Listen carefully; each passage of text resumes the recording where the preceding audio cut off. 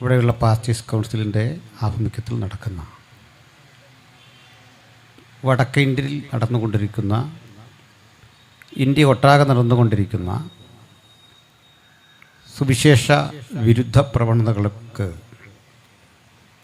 അതിനിരയായി തീർന്നുകൊണ്ടിരിക്കുന്ന സഹോദരങ്ങൾക്ക് ഐക്യദാർഢ്യം പ്രഖ്യാപിച്ചുകൊണ്ട് മതേതര ഇന്ത്യ എങ്ങനെയാണ് അർത്ഥവത്തായി അതിൻ്റെ മൂല്യങ്ങൾ നിറവേറ്റേണ്ടത് എന്നതിനെ പറ്റിയും ക്രിസ്തീയ വിശ്വാസികളായ ഞങ്ങളുടെ പങ്ക് വെളിപ്പെടുത്തുക എന്ന ഉത്തരവാദിത്വ ബോധത്തോടെയാണ് ഇവിടെ നിൽക്കുന്നത്.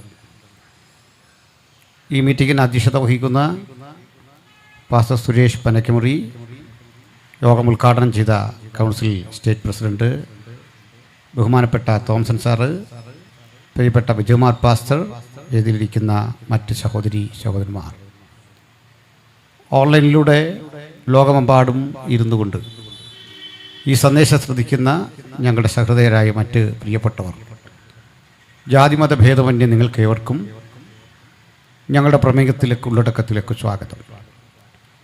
തൊടുപുഴ പ്രബുദ്ധരായൊരു ജനതയുടെ ദേശമാണ്. അങ്ങനെ ഒരു സ്ഥലത്ത് ഇതിനു മുമ്പും പലതവണ പ്രസംഗിക്കേണ്ടതിന് അവസരം സംജാതമായിട്ടുണ്ട്. എന്തായാലും ഇന്നത്തെ മീറ്റിങ്ങിൻ്റെ വ്യത്യാസം ഇതൊരു സുവിശേഷ പ്രസംഗമോ ആധ്യാത്മിക ചിന്തകളെക്കുറിച്ചുള്ള വിശകലനമോ അല്ല. മറിച്ച് ഇന്ത്യ എന്ന ഈ മഹത്തരമായ രാജ്യത്തിൽ തുല്യതയും സമത്വവും സാഹോദര്യമൊക്കെ വിളംബരം ചെയ്യേണ്ട ഒരു നാട്ടിൽ ഇന്ന് സംഭവിച്ചുകൊണ്ടിരിക്കുന്ന ചില മൂല്യാധിഷ്ഠിതമല്ലാത്ത പ്രവണതകളെപ്പറ്റി ചില വസ്തുതകളൊന്ന് ബോധ്യപ്പെടുത്തുക എന്നതിനു വേണ്ടിയാണ് ഈ സമ്മേളനം. ഈ സമ്മേളനത്തിൽ സാഗൂതം ഞങ്ങളെ വീക്ഷിക്കുന്ന വ്യാപാരി വ്യവസായി സുഹൃത്തുക്കൾ, നമുക്കും ഈ രാജ്യത്തിനും സംരക്ഷണം നൽകേണ്ടതിനു വേണ്ടി സന്നിഹിതരായ പോലീസ് അധികാരികൾ, മറ്റ് സുഹൃത്തുക്കൾ എല്ലാവരെയും ഞങ്ങളുടെ ഉള്ളടക്കത്തിലേക്ക്, ഞങ്ങളുടെ വിശകലനത്തിലേക്ക് സ്വാഗതം ചെയ്യുകയാണ്. എങ്കിൽ നിഷിദ്ധമായ ആ കർത്തവ്യത്തിലേക്ക് ഇതര മുഖവുരൽ കൂടാതെ കടക്കേണ്ടതുണ്ട്. നമ്മുടെ രാജ്യം ഇന്ന് കടന്നു പോകുന്ന ഏറ്റവും വേദനാജനകമായ പ്രവണതയെപ്പറ്റി പ്രത്യേകിച്ച് ബോധ്യപ്പെടുത്തേണ്ട കാര്യമില്ല. ഛത്തീസ്ഗഡിൽ മലയാളികളായ 2 കന്യാസ്ത്രീകൾ അതിദാരുണമായ വിധത്തിൽ അറസ്റ്റ് ചെയ്യപ്പെടുകയും കേട്ടുകേൾവിയില്ലാത്ത വിധം അവരുടെ മേൽ ജാമ്യമില്ലാത്ത വകുപ്പുകൾ ചുമത്തി ഭരണകൂടം ജയിലിലടക്കുകയും അതുപോലെ തന്നെ ദീർഘമായ 9 ദിവസങ്ങൾ പരിമിതമായ ജയിലിൻ്റെ ഉള്ളിലെ കാലാവസ്ഥയിലും ജീവിത സാഹചര്യങ്ങളിലും കഷ്ടപ്പെടുകയും ഒടുക്കം സെഷൻസ് കോടതി ജാമ്യ അപേക്ഷ നിരസിച്ച് തദനന്തരം ഛത്തീസ്ഗഡിലെ ഹൈക്കോടതി അവർക്ക് ജാമ്യം അനുവദിക്കുകയും ചെയ്തിരിക്കുന്നു. ഈ ജാമ്യം ഞങ്ങളാണ് നേടിത്തന്നത് എന്ന രൂപേണ അതിൻ്റെ അധികാരികളാകാൻ ശ്രമിക്കുന്ന നിരവധി ആളുകളെയും അവരുടെ പ്രവണതകളെയും നമ്മൾ കണ്ടു. ഈ ഒരു പശ്ചാത്തലം നിലനിൽക്കെ തന്നെ അധികം താമസമില്ലാതെ രാജസ്ഥാനിൽ സുവിശേഷ പ്രവർത്തനത്തിൽ ഏർപ്പെട്ടിരിക്കുന്ന തോമസ് ജോർജ് എന്നു പേരായ കട്ടപ്പന സ്വദേശിയായ ഒരു അസംബ്ലി സഭയുടെ ശുശ്രൂഷകന്റെ സഭാഹാളിനുള്ളിലേക്ക് കടന്നു കയറി JCB കൊണ്ട് അവിടെ ഉഴുതുമറിച്ച് ആ സ്ഥലം തങ്ങൾക്ക് അവകാശപ്പെട്ടതാണെന്ന രൂപേണ കൈയടക്കാൻ ശ്രമിക്കുകയും നിർബന്ധിത മതപരിവർത്തന കുറ്റം ചുമത്തിക്കൊണ്ട് അദ്ദേഹത്തിനും ജാമ്യമില്ലാത്ത വകുപ്പുകളനുസരിച്ച് കേസ് രജിസ്റ്റർ ചെയ്തിരിക്കുകയാണ്. ഞാനിത് സംസാരിച്ചു കൊണ്ടിരിക്കുന്ന നിമിഷം വരെ അദ്ദേഹത്തിന് ജാമ്യം ലഭിച്ചിട്ടില്ല എന്നാണ് ഉത്തരവാദിത്തപ്പെട്ട ഇടങ്ങളിൽ നിന്ന് അറിയാൻ സാധിച്ചത്. ഈ യാത്രാമധ്യം മാത്രമാണ് എനിക്ക് ആ കേസിൻ്റെ FIR-ൻ്റെ പകർപ്പ് ലഭിച്ചിട്ടുള്ളത്. വിശദമായി അത് പഠിക്കുകയും ഏതെല്ലാം വകുപ്പുകളാണ് അതിൽ ചുമത്തുകയും ചെയ്തത് എന്നത് സംബന്ധിച്ചുള്ള വിശദീകരണങ്ങൾ പിന്നാലെ ഒരു വീഡിയോ ചെയ്ത് അത് ബോധ്യപ്പെടുത്തണം എന്നുള്ള ആഗ്രഹത്തിലാണ്. ഇതോടൊപ്പം തന്നെ വന്ദന ഫ്രാൻസിസിനെയും പ്രീതി മേരിയെയും അറസ്റ്റ് ചെയ്യുന്ന സമയം നിങ്ങൾ കണ്ടതാണ്. എല്ലാത്തരം നിയമവാഴ്ചയും അപ്രസക്തമാക്കിക്കൊണ്ട് പോലീസ് ഉദ്യോഗസ്ഥരുടെ മുമ്പിൽ വെച്ച് അവിടെ കൂടി വന്നിരിക്കുന്ന ആളുകളുടെ കരണത്തടിക്കുകയും ഏറ്റവും മ്ലേച്ഛമായ പദങ്ങൾ ഉപയോഗിക്കുകയും നാളെയും ഇത്തരം കാര്യങ്ങൾ ഞങ്ങൾ ആവർത്തിക്കുമെന്ന് പറയുകയും അത് കേവലമായ ഒരു ആക്രമണമായിരിക്കില്ലെന്നും പ്രാണനെ നഷ്ടപ്പെടുത്തും വിധം ഞങ്ങൾ ഇടപെടുകയും ചെയ്യുമെന്ന് പറഞ്ഞുകൊണ്ട് ഈ രാജ്യത്തിൽ 1860 മുതൽ നിലനിൽക്കുന്ന ഇന്ത്യൻ ശിക്ഷാ നിയമം പിൽക്കാലത്ത് ഭാരതീയ ന്യായ സംഹിത എന്ന പേരിൽ നാം അടുത്ത കാലത്ത് അല്പസ്വല്പം മാറ്റങ്ങൾക്ക് വിധേയമായി നൂറ്റാണ്ടുകളെ ചരിത്രമുള്ള നിയമവാഴ്ചയുള്ള ഒരു രാജ്യത്ത് എങ്ങനെയാണ് ജ്യോതി ശർമ്മയെ പോലെ ഒരാൾക്ക് അവിടെയുള്ള പോലീസ് അധികാരികളെ വെല്ലുവിളിച്ചുകൊണ്ട് നിയമവ്യവസ്ഥയെ വെല്ലുവിളിച്ചുകൊണ്ട് ഇങ്ങനെ അഴിഞ്ഞാടാൻ സാധിക്കുന്നതെന്ന് പഠിക്കണം. പോലീസിന് സ്വന്തമായി ഒരു സുവോമോട്ടോ കേസെടുക്കാനുള്ളതേ ഉള്ളൂ. ആ കേസ് പോലും ഞാൻ ഈ പ്രസംഗിക സമയത്ത് ചാർജ് ചെയ്തിട്ടില്ല. പ്രാഥമികമായ ഒരു കേസ് പോലും എടുക്കാതെ ഇത്രയും കൊടിയ ക്രിമിനൽ കുറ്റത്തെ വെച്ച് പൊറിപ്പിക്കുന്ന ഛത്തീസ്ഗഡ് ഭരണകൂടത്തിന്റെ ആ നയത്തെ അത് ഞാൻ പോലീസ് അധികാരികളെ കുറ്റം പറയുകയല്ല. അവർക്കതിൽ താല്പര്യമില്ലാഞ്ഞിട്ടല്ല. നിയമം നന്നായി പഠിച്ച പോലീസ് ഓഫീസേഴ്സാണ് അവരും. പക്ഷേ സംഭവിക്കുന്നത് ഇത്തരം കേസുകൾ എടുക്കുന്ന ഉദ്യോഗസ്ഥർക്ക് കേരളത്തിലെ അവസ്ഥയൊന്നുമല്ല.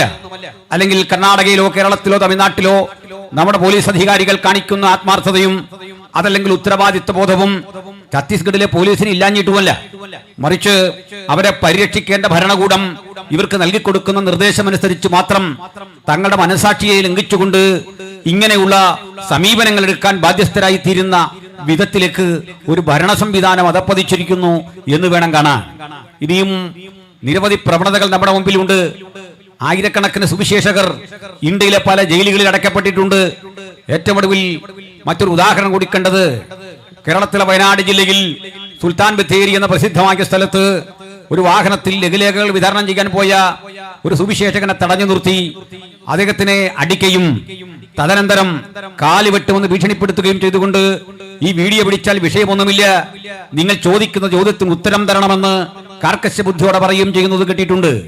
പ്രിയപ്പെട്ടവരെ, പൗരന്മാർ എന്ന നിലയിൽ ചോദിക്കുന്ന ചോദ്യങ്ങൾക്ക് ഉത്തരം കൊടുക്കാൻ നമുക്ക് ബാധ്യതയുള്ള 2 സ്ഥലങ്ങളേ ഉള്ളൂ.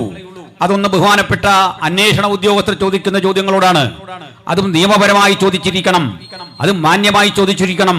ചോദ്യം ചെയ്യപ്പെടുന്ന ആളിന്റെ അന്തസ്സിനും ആഭിജാത്യത്തിനും കോട്ടം വരാത്ത വിധത്തിൽ ചോദ്യം ചോദിക്കുന്ന പോലീസ് അധികാരികളോടും കോടതിക്ക് മുമ്പാകെ അല്ലാതെ യാതൊരു ചോദ്യങ്ങൾക്കും ഉത്തരം പറയാനുള്ള ബാധ്യത നമുക്കാർക്കും ഇല്ല എന്നുള്ളൊരു സത്യം പോലും അറിയാതെ അതിദാരുണമായി ആ മനുഷ്യനെ പീഡിപ്പിക്കുമ്പോൾ സോഷ്യൽ മീഡിയ എന്നൊരു സംവിധാനം ഇല്ലായിരുന്നെങ്കിൽ, ഇതുവഴി ഇത് ടെലികാസ്റ്റ് ചെയ്യാൻ കഴിയുമായിരുന്നില്ലെങ്കിൽ എന്തായിരുന്നു അവിടെ നടക്കുന്നത് എന്ന് സാമാന്യനെ ചിന്തിക്കാൻ നമുക്കിന്ന് സാധിക്കും. അപ്പോൾ ഒരു കാര്യം മനസ്സിലാക്കണം, ഞാനും നിങ്ങളും ചിന്തിച്ചു വശായതുപോലെ ഇത് ഏതെങ്കിലും വടക്കേ ഇന്ത്യൻ ഗ്രാമങ്ങളിൽ മാത്രം നടക്കുന്ന ഒറ്റപ്പെട്ട സംഭവമല്ല. ഇതാ ഒരു നേരിയ ബലം കൈവരിക്കപ്പെട്ട ഘട്ടത്തിൽ അവരിതാ രാജ്യത്തെ മുഴുവൻ ഒറ്റയടിക്ക് അട്ടിമറിച്ചുകൊണ്ട് ഈ രാജ്യത്തിന്റെ എല്ലാ മേഖലകളിലും ഞങ്ങൾക്കാണ് ആധിപത്യമെന്ന് വരുത്തി തീർത്തുകൊണ്ട് അതിശക്തമായി പ്രതികരിക്കുന്ന നിയമം കയ്യിലെടുക്കുന്ന ഒരു കാലഘട്ടത്തിൽ നമ്മൾ വന്നെത്തിയിരിക്കുകയാണ്. ഇവിടെ ഞാൻ ഈ വസ്തുതകൾ പറയുമ്പോൾ ഞാൻ വിശ്വസിക്കുന്നില്ല കേരളത്തിലെ BJPക്ക് ഞാൻ പറയുന്നത് അവർ എതിർക്കുമെന്ന് കരുതുന്നില്ല. മാത്രമല്ല, അവർ കൂടി ഈ മീറ്റിങ്ങിനെ സപ്പോർട്ട് ചെയ്യേണ്ടവരാണ്. എന്തുകൊണ്ടാണ് അവർ സപ്പോർട്ട് ചെയ്യേണ്ടതെന്ന് പറഞ്ഞാൽ, അല്ലെങ്കിൽ അവരുടെ നിലപാട് വസ്തുതാപരമല്ല എന്ന് പറയേണ്ടി വരും. അവർ തന്നെ പറയുന്നു, ഞങ്ങളാണ് ഈ കന്യാസ്ത്രീകളെ ജാമ്യത്തിൽ ഇറക്കിയത്. അവർ തന്നെ പറയുന്നു, ഞങ്ങളാണ് ഇതിനു വേണ്ടി പണിയെടുത്തത്. ഞങ്ങളാണ് പണിയെടുത്തതെന്ന് പറയുന്നതിൽ ഏറ്റവും മുൻപ് നിൽക്കുന്നത് ബഹുമാനപ്പെട്ട രാജീവ് ചന്ദ്രശേഖർജിയാണ്. ആ ചന്ദ്രശേഖർജി അതൊക്കെ ചെയ്തു എന്ന് കരുതിക്കൊണ്ട് ചില സഭാവിഭാഗങ്ങളുടെ മേധാവികൾ BJPയുടെ സംസ്ഥാന കമ്മിറ്റി ഓഫീസാകുന്ന മാരാർജി ഭവനിൽ ചെല്ലുകയും കേക്ക് മുറിക്കുകയും ചെയ്യുന്ന വാർത്തകൾ നമ്മൾ കണ്ടു. അതെന്തുമായിക്കൊള്ളട്ടെ, അങ്ങനെയെങ്കിൽ അവർ മറ്റൊന്നുകൂടി പറയുന്നു. ചന്ദ്രശേഖർജിയുടെ വാക്കുകൾ കേട്ടാൽ അദ്ദേഹം പറയുകയാണ്, ഛത്തീസ്ഗഡ് ഗവൺമെന്റിന് തെറ്റുപറ്റിയിട്ടുണ്ട്, അവിടുത്തെ പോലീസിന് തെറ്റുപറ്റിയിട്ടുണ്ട്. കാരണം ഈ കന്യാസ്ത്രീകൾ മനുഷ്യക്കടത്തുകാരല്ല. ആ കന്യാസ്ത്രീകൾ നല്ല നല്ല മനുഷ്യരാണ്, നല്ല നല്ല ആളുകളാണ്. അവർക്ക് മതപരിവർത്തന ശ്രമങ്ങളില്ല. ആ കൂടെ ചന്ദ്രശേഖർജി മറ്റൊന്നുകൂടി പറയുന്നുണ്ട്, ആരാണ് ഈ മതപരിവർത്തനം നടത്തുന്നത് അറിയണ്ടേ? അതൊരു പറ്റം പെന്തക്കോസ്റ്റുകാരാണ്. അവരൊഴിച്ചാരും ഇവിടെ മതപരിവർത്തനം നടത്തുന്നില്ല. അങ്ങനെ ഈ നടന്ന സംഭവങ്ങൾ ക്ലീൻ ചിറ്റ് നൽകുകയും ഈ കന്യാസികൾക്ക് പിന്തുണ പ്രഖ്യാപിക്കുകയും ചെയ്തിട്ടുണ്ടെങ്കിൽ അതേ പിന്തുണ ഞങ്ങൾ ഇവിടെ കൊടുക്കുമ്പോൾ പ്രിയപ്പെട്ട BJPയുടെ നേതാക്കൾ ആരും പ്രകോപിതരാകേണ്ട കാര്യമൊന്നുമില്ല. കാരണം നിങ്ങളും ഞങ്ങളും ഈ സ്റ്റാൻഡ് ഒന്നാണെങ്കിൽ പിന്നെ എന്താണ് പ്രകോപിതരാകേണ്ടത്? നിങ്ങൾക്കും ഞങ്ങൾക്കും ഈ വിഷയത്തിൽ ഒരേ കാഴ്ചപ്പാടുള്ളതെങ്കിൽ എന്തിനാണ് പ്രകോപിതരാകേണ്ടത്? കാരണം കന്യാസികൾക്കെതിരെ ചാർജ് ചെയ്തത് അനാവശ്യമായ കുറ്റങ്ങളാണ്. ആ വകുപ്പുകൾ നിലനിൽക്കുന്നതല്ല. അവരിൽ മനുഷ്യക്കടത്ത് ആരോപിക്കാൻ കഴിയുകയില്ല. 18 വയസ്സിൽ താഴെയുള്ള കുട്ടികളെ നിർബന്ധിതമായി എന്തെങ്കിലും പറഞ്ഞവർ കടത്തിക്കൊണ്ടു പോന്നിട്ടില്ല. 18 വയസ്സിന് മീതെ പ്രായമുള്ള കുട്ടികൾ ഈ കൂടെ ആദിവാസി യുവാവിനെ കൂടി അവിടെ ഇട്ടിട്ടുണ്ട്. ഇത്തരം വസ്തുതകൾ പഠിച്ചുകൊണ്ട് തന്നെയാണ് ശ്രീ ചന്ദ്രശേഖർ പ്രതികരിക്കുന്നതെങ്കിൽ ആ പ്രതികരണം ഈ നാടിന്റെ പൾസ് മനസ്സിലാക്കിയാണ്, സ്പന്ദനം മനസ്സിലാക്കിയാണ്. ഞാൻ അതിന്റെ ചില കാര്യകാരണങ്ങളിലേക്ക് യഥോചിതമൊന്ന് വന്നിട്ട് ഈ വിശദാംശത്തിലേക്ക് കിടക്കാം. നമ്മുടെ രാജ്യത്തിലെ സംഘപരിവാര സഹോദരങ്ങൾ ഇക്കാര്യത്തെ പുലർത്തിവരുന്ന തന്ത്രപരമായ ഒരു സമീപനത്തെ നമ്മുടെ പാസ്റ്റർമാരും വിശ്വാസികളും പുരോഹിതന്മാരും തിരിച്ചറിയേണ്ടതുണ്ട്. ഇത്തരം മീറ്റിങ്ങുകൾ, പൊതുയോഗങ്ങൾ, പൊതു ഇടങ്ങളിലെ നമ്മുടെ പരിപാടികൾ, ലഘുലേഖയുടെ വിതരണങ്ങൾ ഇതൊക്കെ നടക്കുന്ന ഇടത്ത് നമ്മുടെ അരികിലേക്ക് ഓടി വന്നിട്ട് കാവിയണിഞ്ഞ ചില സഹോദരന്മാർ ആക്ഷേപം ഉന്നയിക്കുകയും ഇത് ഞങ്ങൾ ഭൂരിപക്ഷ മേഖലയാണ്, നിങ്ങൾക്ക് ഇവിടെ ഇത് കൊടുക്കാൻ പാടില്ല, നിങ്ങൾ ഞങ്ങളുടെ വീടുകളിൽ കയറാൻ പാടില്ല ഇത്യാദി ചില കാര്യങ്ങൾ പറയും. വാസ്തവത്തിൽ നമ്മളാരും ഇവരുടെ വീടുകളിൽ പോയിട്ടില്ല, നമ്മളാരും ഇവരെ മതം മാറ്റാൻ ശ്രമിച്ചിട്ടില്ല, നമ്മളാരും ഇവരെ അട്ടിമറിക്കാൻ ശ്രമിച്ചിട്ടില്ല. ഒരു ദുരുദ്ദേശത്തോടും കൂടെ പോകാതെ ബൈബിളും കയ്യിലേന്തി വഴിയിൽ നിന്നുകൊണ്ട് മദ്യവും മയക്കുമരുന്ന് സമൂഹത്തിന് വരുത്തുന്ന ദൂഷ്യവശങ്ങളെ കുറിച്ച് പറയുകയും നമ്മുടെ വിശ്വാസത്തിന്റെയും പ്രത്യാശയുടെയും ആകത്തുകയായ ബൈബിളിന്റെ ഉള്ളടക്കങ്ങൾ പ്രസംഗിക്കുകയും ചെയ്യുമ്പോൾ അത് കേട്ടിട്ട് അത് മതപരിവർത്തനമാണ് എന്ന് പറഞ്ഞുകൊണ്ട് ഈ ആളുകൾ അതിരൂക്ഷമായി ആക്രമിക്കുകയും ചെറുത്തു നിൽക്കാൻ പോലും സാഹചര്യമില്ലാത്ത വിധത്തിൽ ദൈവദാസന്മാർ ആക്രമിക്കപ്പെടുകയും ദൈവമക്കൾ പീഡിപ്പിക്കുകയും ചെയ്യപ്പെടുന്നത് ഒരു നിത്യസംഭവമായി മാറുന്നു. എന്നാൽ രണ്ടാമത്തെ ഒരു ഘട്ടമുണ്ട്. പ്രാദേശിക തലത്തിലെ ഇത്തരം നേതാക്കന്മാർ ആക്രമിക്കാൻ വന്നിട്ട് അല്ലെങ്കിൽ കുട്ടികളെ പ്രകോപിതരാക്കി പറഞ്ഞയച്ചിട്ട് അതിരൂക്ഷമായ ആക്രമണത്തിന് അനന്തരം വസ്തുതകൾ കൈവിട്ടുപോയി എന്നറിയുമ്പോൾ ഇതിന്റെ സംസ്ഥാന കമ്മിറ്റിയിലെ നേതാക്കന്മാർ വന്നിട്ട് ആശ്വാസമോതുന്ന ഒരു പ്രക്രിയയുണ്ട്. ചുരുക്കത്തിൽ ലോക്കൽ കമ്മിറ്റി കയറി അടിക്കുക, സംസ്ഥാന കമ്മിറ്റി ക്ഷമ പറയുക. ഞാൻ ബഹുമാനനായ കുമ്മനം രാജശേഖരൻ ജിയോട് നേരിട്ട് പറഞ്ഞു, സാർ ഇതാണ് നിങ്ങളുടെ തന്ത്രം. ആ തന്ത്രം ഞങ്ങൾ മനസ്സിലാക്കിയിട്ടുണ്ട്.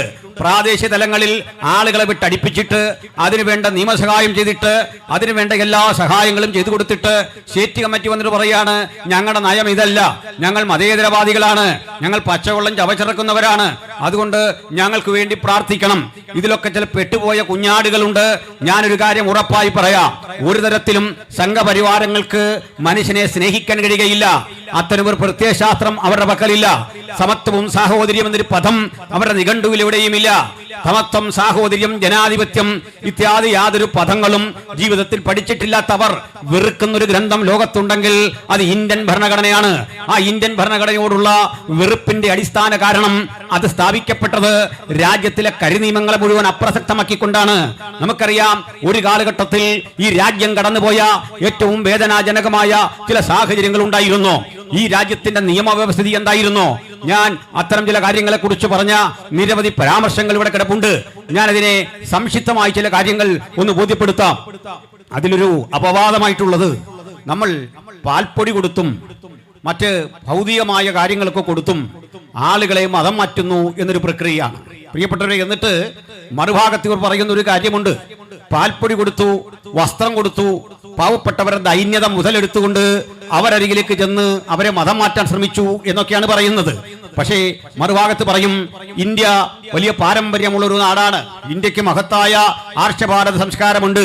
ആ സംസ്കാരം സായിപ്പ് വന്ന് തച്ചുടച്ചു കളഞ്ഞു. മഹത്തരമായി പാരമ്പര്യമുണ്ടെന്ന് പറയുന്ന അതേ നാവ് കൊണ്ട് പറയും, 5000 വർഷം പഴക്കമുള്ള ഞങ്ങളുടെ ഈ പാരമ്പര്യത്തെ സായിപ്പ് പാൽപ്പൊടി കൊണ്ടുവന്നിട്ട് നശിപ്പിച്ചു. എന്റെ സ്നേഹിത, ലജ്ജാവഹമല്ലേ നിങ്ങൾ ഈ പറയുന്നത്? ഋഷിമാർ കാടുകളിൽ ഇരുന്ന്, വനാന്തരങ്ങളിൽ ഇരുന്ന് കഷ്ടപ്പെട്ട് നിഗൂഢതയോടെ പ്രാപിച്ച വെളിപ്പാടുകൾ മുഴുവൻ സായിപ്പ് കൊണ്ടുവന്ന പാൽപ്പൊടിക്കകത്ത് തകർന്നു പോകുമെങ്കിൽ പാൽപ്പൊടിക്കാണോ ശ്രേഷ്ഠതയുള്ളത്? 5000 വർഷത്തെ പാരമ്പര്യത്തിനാണോ? 5000 വർഷത്തെ പരമ്പരാഗതമായ സാംസ്കാരിക മൂല്യമുണ്ടെന്ന് വീമ്പിളക്കുന്ന നിങ്ങൾ കേവലം പാൽപ്പൊടി കണ്ടപ്പോൾ ആ പാൽപ്പൊടിക്ക് പിന്നാലെ പോകുന്ന ആളുകളെ എങ്ങനെയാണ് സൃഷ്ടിച്ചെടുത്തത് എന്ന് പഠിക്കണം. ഞാൻ അതിന്റെ ചില ചരിത്രപരമായ സംഗതികൾ ഒന്ന് വിശദീകരിക്കാൻ ബാധ്യസ്ഥനായി തീരുകയാണ്. അതിലേക്ക് നമുക്ക് ഒന്ന് അടുത്തു വരാം. പ്രിയപ്പെട്ടവരെ, ഞാൻ വളരെ കൃത്യതയോടെ പറയാം, ഈ രാജ്യത്തിലേക്ക് വിദേശികൾ വന്നതും വിദേശികൾക്ക് ഈ രാജ്യത്തെ അടിയറവ് വച്ചതുമായ ചില ചരിത്ര സംഗതികൾ കൂടി പഠിക്കേണ്ടതുണ്ട്. എന്തെങ്കിലും നമ്മൾ സംസാരിച്ചാലുടൻ നമ്മൾ അമേരിക്കൻ ചാരന്മാരാണ്, വിദേശ പണം പറ്റിക്കൊണ്ട് ഇന്ത്യയിൽ സുവിശേഷം ചെയ്യുകയാണ്. പക്ഷെ മറ്റൊന്നു കൂടി അറിയണം, കഴിഞ്ഞ 13 കൊല്ലങ്ങൾ ഈ രാജ്യത്തിലെ പ്രധാനപ്പെട്ട ആത്മീയ സംഘടനകളെ മുഴുവൻ ഫോറിൻ കറൻസികൾ വരുവാനുള്ള സകല ചാനലുകളും അടച്ചു. ആ രജിസ്ട്രേഷൻ മുഴുവൻ റദ്ദാക്കി. പ്രധാനപ്പെട്ട സുവിശേഷ സംഘടനകളുടെ വരുമാന സ്രോതസ്സുകൾ മുഴുവൻ അങ്ങനെ അടച്ചു. കാരണം FCRA, foreign currency regulating act, FERA, ഈ സംവിധാനം മുഖാന്തരം ലഭ്യമാകേണ്ട ഈ പൗരന്മണി മാറിയെടുക്കാനുള്ള സൗകര്യങ്ങൾ മുഴുവൻ അപ്രസക്തമാക്കി. എന്നാൽ ഈ രാജ്യത്ത് ഏറ്റവും അധികം പൗരന്മണി കരഗതമാക്കുന്നത് ഡേറ്റ വെച്ച് എനിക്ക് പറയാനായിട്ട് സാധിക്കും. അതൊരിക്കലും ഇന്ത്യയിലെ ക്രൈസ്തവരല്ല. 1, 2 സ്ഥാനത്ത് ഇന്ത്യയിലെ ക്രൈസ്തവരല്ല പൗരന്മണി ഏറ്റവും അധികം കളക്ട് ചെയ്യുന്നത്. പിന്നെ ആരാണെന്ന് അറിയണ്ടേ? അമൃതാനന്ദമയി മഠത്തിനാണ് ഏറ്റവും അധികം വിദേശ വരുമാനമുള്ളത്. ആ സ്ഥാപനം ഓഡിറ്റിംഗിന് വിധേയമാക്കണമെന്ന് പറയാൻ തുടങ്ങിയിട്ട് കാലം കുറയായി. അത് നിർവഹിക്കാത്ത ഈ രാജ്യത്തിലെ ഭരണകൂടം ഞങ്ങളുടെ ഇത്തരം FCRകളെ റദ്ദ് ചെയ്ത് കഴിഞ്ഞ 13 കൊല്ലം കൊണ്ട് വീർപ്പ് മുട്ടിക്കാൻ ശ്രമിച്ചിട്ടും ഞങ്ങൾക്കൊരു കാര്യം അറിയാം. ഞങ്ങളുടെ പ്രവർത്തനങ്ങൾ മുമ്പോട്ട് പോകുന്നത് സായിപ്പിന്റെ മടിശീല കണ്ടോ അവിടെ ഒഴുകുന്ന പണത്തിന്റെ കുത്തൊഴുക്ക് കൊണ്ടോ അല്ല. ആത്മാർത്ഥമായി മുണ്ടുമുറുക്കി ഉടുത്തുകൊണ്ട് ഞങ്ങൾ വിശ്വസിക്കുന്ന വിശ്വാസ പ്രമാണത്തിന് വേണ്ടി ധീരധീരം നിൽക്കാനുള്ള പട്ടിണി സഹിച്ചും ദാരിദ്ര്യം സഹിച്ചും ഞങ്ങൾ എന്താണ് പ്രാപിച്ചത് അറിഞ്ഞത് അത് ഉലകത്തോട് പ്രസംഗിക്കാനുള്ള ഞങ്ങളുടെ ആത്മാർത്ഥതയാണ് കൈമുതൽ. അതുകൊണ്ട് നിങ്ങളൊരു കാര്യം പഠിക്കണം. കഴിഞ്ഞ 13 കൊല്ലം കൊണ്ട് ഈ രാജ്യത്ത് ഞങ്ങളുടെ വളർച്ച ഗണ്യമായ നിലയിൽ പുരോഗതി കൈവരിച്ചിട്ടുണ്ട്. 2.5% എന്നറിയപ്പെടുന്ന ഞങ്ങളുടെ ആകത്തുക ശതമാനക്കണക്കിൽ ഗണ്യമായ വിധത്തിൽ വർധന വന്നത് ആദരണനായ മോഡിജി ഇന്ത്യ ഭരിക്കും കാലത്താണെങ്കിൽ മോഡിജിയെ പോലെയോ അല്ലെങ്കിൽ മോഡിജി തന്നെയോ അടുത്തൊരു 10 വർഷം കൂടി ഇന്ത്യ ഭരിച്ചാലും ഞങ്ങൾക്ക് മോഡിജിയോട് വിരോധമില്ല, ഈ ഭരണകൂടത്തോട് വിരോധമില്ല, സംഘപരിവാര ശക്തികളുടെ വിരോധമില്ല, ഞങ്ങൾക്കാർക്കും ശത്രുക്കളില്ല. അതിന്റെ കാരണം ഞങ്ങളുടെ ഗുരുനാഥൻ പഠിപ്പിച്ചത് നിങ്ങൾക്ക് യുദ്ധമുണ്ട്, പോരാട്ടമുണ്ട്. അത് ആയുധമെടുത്തല്ല, ആശയം കൊണ്ടുള്ള യുദ്ധമാണ്. നിങ്ങൾക്ക് പോരാട്ടമുണ്ട്, അത് ഏതെങ്കിലും മനുഷ്യനോടല്ല. ബൈബിളിന്റെ ഭാഷയിൽ പറഞ്ഞാൽ അത് ജഡരക്തങ്ങളോടല്ല, വാഴ്ചകളോടും അധികാരങ്ങളോടും സ്വർലോകങ്ങളുടെ ദുഷ്ടാത്മസേനകളോടും പോരാടിക്കൊണ്ട് 2000 ആണ്ടായി ഇഹലോകത്തിൽ ഉറപ്പിക്കപ്പെട്ട ഈ മാർഗത്തെ ഉന്മൂലനം ചെയ്യാൻ പടപ്പുറപ്പാട് നടത്തിയ റോമൻ ഭരണകൂടം മുതൽ ഇന്ത്യയിലെ സമകാലിക ഭരണകൂടം വരെയുള്ളവരുടെ ചരിത്രം പഠിച്ചാൽ എവിടെയും മുട്ടുമടക്കാതെ ആർജവത്തോടെ മരണത്തിന്റെ മുമ്പിൽ മേൽപ്പിച്ചു കൊടുത്തുകൊണ്ട് തിരിച്ചടിക്കാൻ കൈയോങ്ങാതെ വാള് കയ്യിൽ നിന്നെടുക്കാതെ ആയുധം കയ്യിലെടുക്കാതെ ആശയ സമരത്തിന്റെ പന്താവിൽ ഉജ്ജ്വലമായി രൂപപ്പെടുത്തിയ അതുല്യമായ മാർഗത്തിന്റെ പേരാണ് ക്രിസ്ത്യാനിറ്റി. അതിന്റെ അന്തസ്സും ആഭിജാത്യവും ഉറപ്പിച്ചുകൊണ്ട് അത് ഉലകത്തോട് വിളംബരം ചെയ്യുന്ന ആ സുവിശേഷ സന്ദേശത്തിന്റെ സംക്ഷിപ്തം ഞാൻ ഈ യോഗത്തിലും പറയാൻ ആഗ്രഹിക്കുന്നു. മറ്റൊരു വല്യം രക്ഷയില്ല. നാം രക്ഷിക്കപ്പെടുവാൻ ആകാശത്തിന് കീഴിൽ മനുഷ്യരുടെ ഇടയിൽ നൽകപ്പെട്ട ഒരേ ഒരു നാമം യേശുക്രിസ്തുവാണ് എന്ന് പ്രസംഗിക്കാനുള്ള ഞങ്ങളുടെ സ്വാതന്ത്ര്യം യാതൊരുത്തന്റെയും ഔദാര്യമല്ല. ഈ ലോകണ്ട ഒരുവന്റെയും ഔദാര്യത്തിലല്ല ഞങ്ങൾ ഈ മഹത്തരമായ സന്ദേശം പ്രസംഗിക്കുന്നത്. 2 കാരണങ്ങളാൽ ഞങ്ങൾ ഈ സന്ദേശം ഇന്ത്യയോട് പ്രസംഗിക്കും. ഒന്നാമത്തെ കാരണം, ഇത് ഞങ്ങളെ വരമേൽപ്പിച്ച ഞങ്ങളുടെ പരമഗുരുവായ യേശുക്രിസ്തുവിന്റെ കൽപ്പനയാണ്. ഭൂലോകമുള്ളിടത്തോളം, നിങ്ങളുള്ളിടത്തോളം, മനുഷ്യനുള്ളിടത്തോളം ഭൂമണ്ഡലത്തിന്റെ 5 വൻകരകളിലും പോയി ഈ സത്യസുവിശേഷം പ്രസംഗിക്കണം. രണ്ടാമത്തെ കാരണം, ഇന്ത്യൻ ഭരണഘടനയുടെ ആർട്ടിക്കിൾ 25 ഈ രാജ്യത്തിലെ സംഘപരിവാരങ്ങൾ പലയാവർത്തി നശിപ്പിക്കാൻ നോക്കിയിട്ടും നശിക്കാതിന്നും അമൂല്യമായി നിലനിൽക്കുന്ന ലോകത്തിന് തന്നെ മാതൃകയായ മഹത്തായ ഭരണഘടനയുടെ 25ാമത്തെ ആർട്ടിക്കിൾ, ആ ആർട്ടിക്കിൾ ഒരു മനുഷ്യന്റെ മതം, അവന്റെ വിശ്വാസം, അതിനെ കൃത്യമായി സാക്ഷീകരിക്കാൻ, പ്രചരിപ്പിക്കാൻ സ്വാതന്ത്ര്യം നൽകുന്നു. To profess and propagate your ideology. 3 നിബന്ധനകൾ അവിടെ വെച്ചിട്ടുണ്ട്. അതിന് എതിരെ 3 നിബന്ധനകൾ നമ്മുടെ ഇന്ത്യൻ ഭരണഘടനയിൽ വെച്ചിട്ടുണ്ട്. ഞാൻ ആ ഭരണഘടനയുടെ ഒരു ആധികാരിക കോപ്പിയുമായിട്ടാണ് ഇവിടെ വന്നിരിക്കുന്നത്. ഇന്നത്തെ പ്രസംഗത്തിൽ ബൈബിൾ മാത്രമല്ല എന്റെ പക്കലുള്ളത്, ഇന്ത്യൻ ഭരണഘടനയുടെ ഒരു കോപ്പി കൂടിയാണ്. അത് ഇന്ത്യൻ ഭരണഘടന MBPയിൽ എഴുതിയ ഇന്ത്യൻ ഭരണഘടനയുടെ ആ പതിപ്പ് കയ്യിലുണ്ടായിരുന്നു. പക്ഷേ ഞാൻ ജുഡീഷ്യൽ അക്കാദമിയിൽ തന്നെ വാങ്ങിയ ഇന്ത്യൻ ഭരണഘടനയുടെ ശ്രീ ചതുർവേദി ഒപ്പിട്ട, അന്നത്തെ നിയമ വ്യവഹാര സെക്രട്ടറി ഒപ്പിട്ട ആ പുസ്തകം തന്നെ വാങ്ങണമെന്ന് നിർബന്ധമുണ്ടായിരുന്നു. അതിന്റെ ഒരു പോർഷൻ ഇംഗ്ലീഷും അടുത്ത പോർഷൻ മലയാളവുമാണ്. അതിൽ 25ാമത്തെ ആർട്ടിക്കിൾ കൃത്യമായി രേഖപ്പെടുത്തിയിരിക്കുന്നു. നിങ്ങളുടെ പ്രസംഗം, നിങ്ങളുടെ മതപ്രചരണം 3 കാര്യങ്ങൾക്ക് വിരുദ്ധമായി തീരരുത്. ഒന്ന് പബ്ലിക് ഓർഡർ എന്ന് പറയും. ബഹുമാനപ്പെട്ട പോലീസ് അധികാരികൾ അങ്ങനെ വന്നാൽ ആ പബ്ലിക് ഓർഡറിനെ ഹനിച്ചാൽ അവർക്ക് ഇടപെടാൻ അവകാശമുണ്ട്. രണ്ടാമത്തെ കാര്യം പബ്ലിക് മൊറാലിറ്റി എന്നാണ്. പൊതുജനങ്ങളുടെ ധാർമ്മികതയെ ആ മതവും ആ പ്രസംഗവും ദോഷകരമായി ബാധിക്കരുത്. മൂന്നാമത്തെ കാര്യം പബ്ലിക് ഹെൽത്ത് ആണ്. പൊതുജനങ്ങളുടെ ആരോഗ്യത്തെ അതൊരു തരത്തിലും ബാധിക്കരുത്. ഈ 3 നിബന്ധനകൾ പാലിച്ചുകൊണ്ട് നമ്മൾ വിശ്വസിക്കുന്ന മതത്തിന്റെയോ വിശ്വാസത്തിന്റെയോ ഉള്ളടക്കങ്ങളെ ഉലകത്തോട് പ്രസംഗിക്കാൻ നമുക്കുള്ള സ്വാതന്ത്ര്യത്തിന്റെ രണ്ടാമത്തെ കാരണം ഭരണഘടനയാണ് എന്ന് പറയാനുള്ള എന്റെ അവകാശത്തെ ഞാൻ ആർക്കും അടിയറ വയ്ക്കാൻ ആഗ്രഹിക്കുന്നില്ല. ഈ കാര്യങ്ങൾ പറയുന്നത് ആരോടും പിണങ്ങിയല്ല, ആധികാരികമായി പറയുന്നു എന്ന് മാത്രം. ഇനി ഈ സുവിശേഷകര് ഇന്ത്യ മഹാരാജ്യത്തോട് എന്ത് ചെയ്തു എന്നാണ് ഈ സുഹൃത്തുക്കൾ പറയുന്നത്. അത് സംബന്ധിച്ചും ചില കാര്യങ്ങൾ പറയാനുണ്ട്. കാരണം നമ്മൾ വിദേശികളോട് കണ്ട് ഒട്ടി നിന്നു, വിദേശികൾക്ക് വേണ്ടി എന്തൊക്കെയോ വിടുപണി ചെയ്തു, വിദേശികളുടെ പക്ഷത്തു നിന്നോ സ്വാതന്ത്ര്യ സമരത്തിൽ നിന്നും നമ്മുടെ ഒന്നും പങ്കാളിത്തമില്ല. ഒന്നാമതേ സംഘികൾ ചരിത്രം വായിക്കാറില്ല. അതാണ് അവരുടെ ഏറ്റവും വലിയ ഗതികേട്.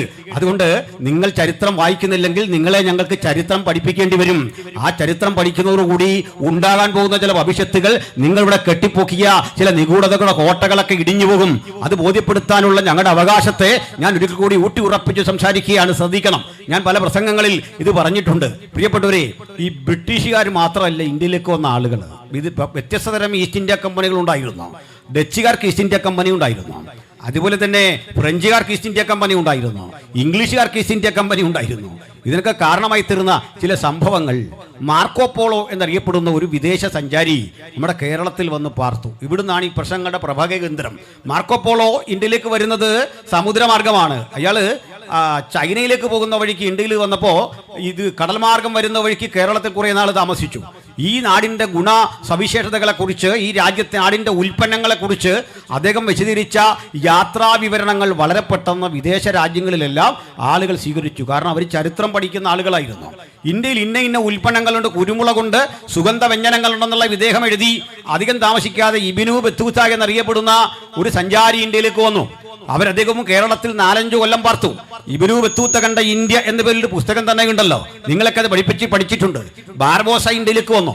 ഈ വിദേശ സഞ്ചാരികൾ വന്ന് ഇന്ത്യയിലെ പല നാടുകൾ കണ്ടിട്ട് ഗുണസവിശേഷതയുള്ള ഈ രാജ്യത്തിലെ വിലപിടിപ്പുള്ള ഉൽപ്പന്നങ്ങളെക്കുറിച്ച്, തടികളെക്കുറിച്ച്, ജീവിത ചുറ്റുപാടുകളെക്കുറിച്ച്, കാലാവസ്ഥയെക്കുറിച്ച് വിശദാംശങ്ങൾ ഏറെ എഴുതി.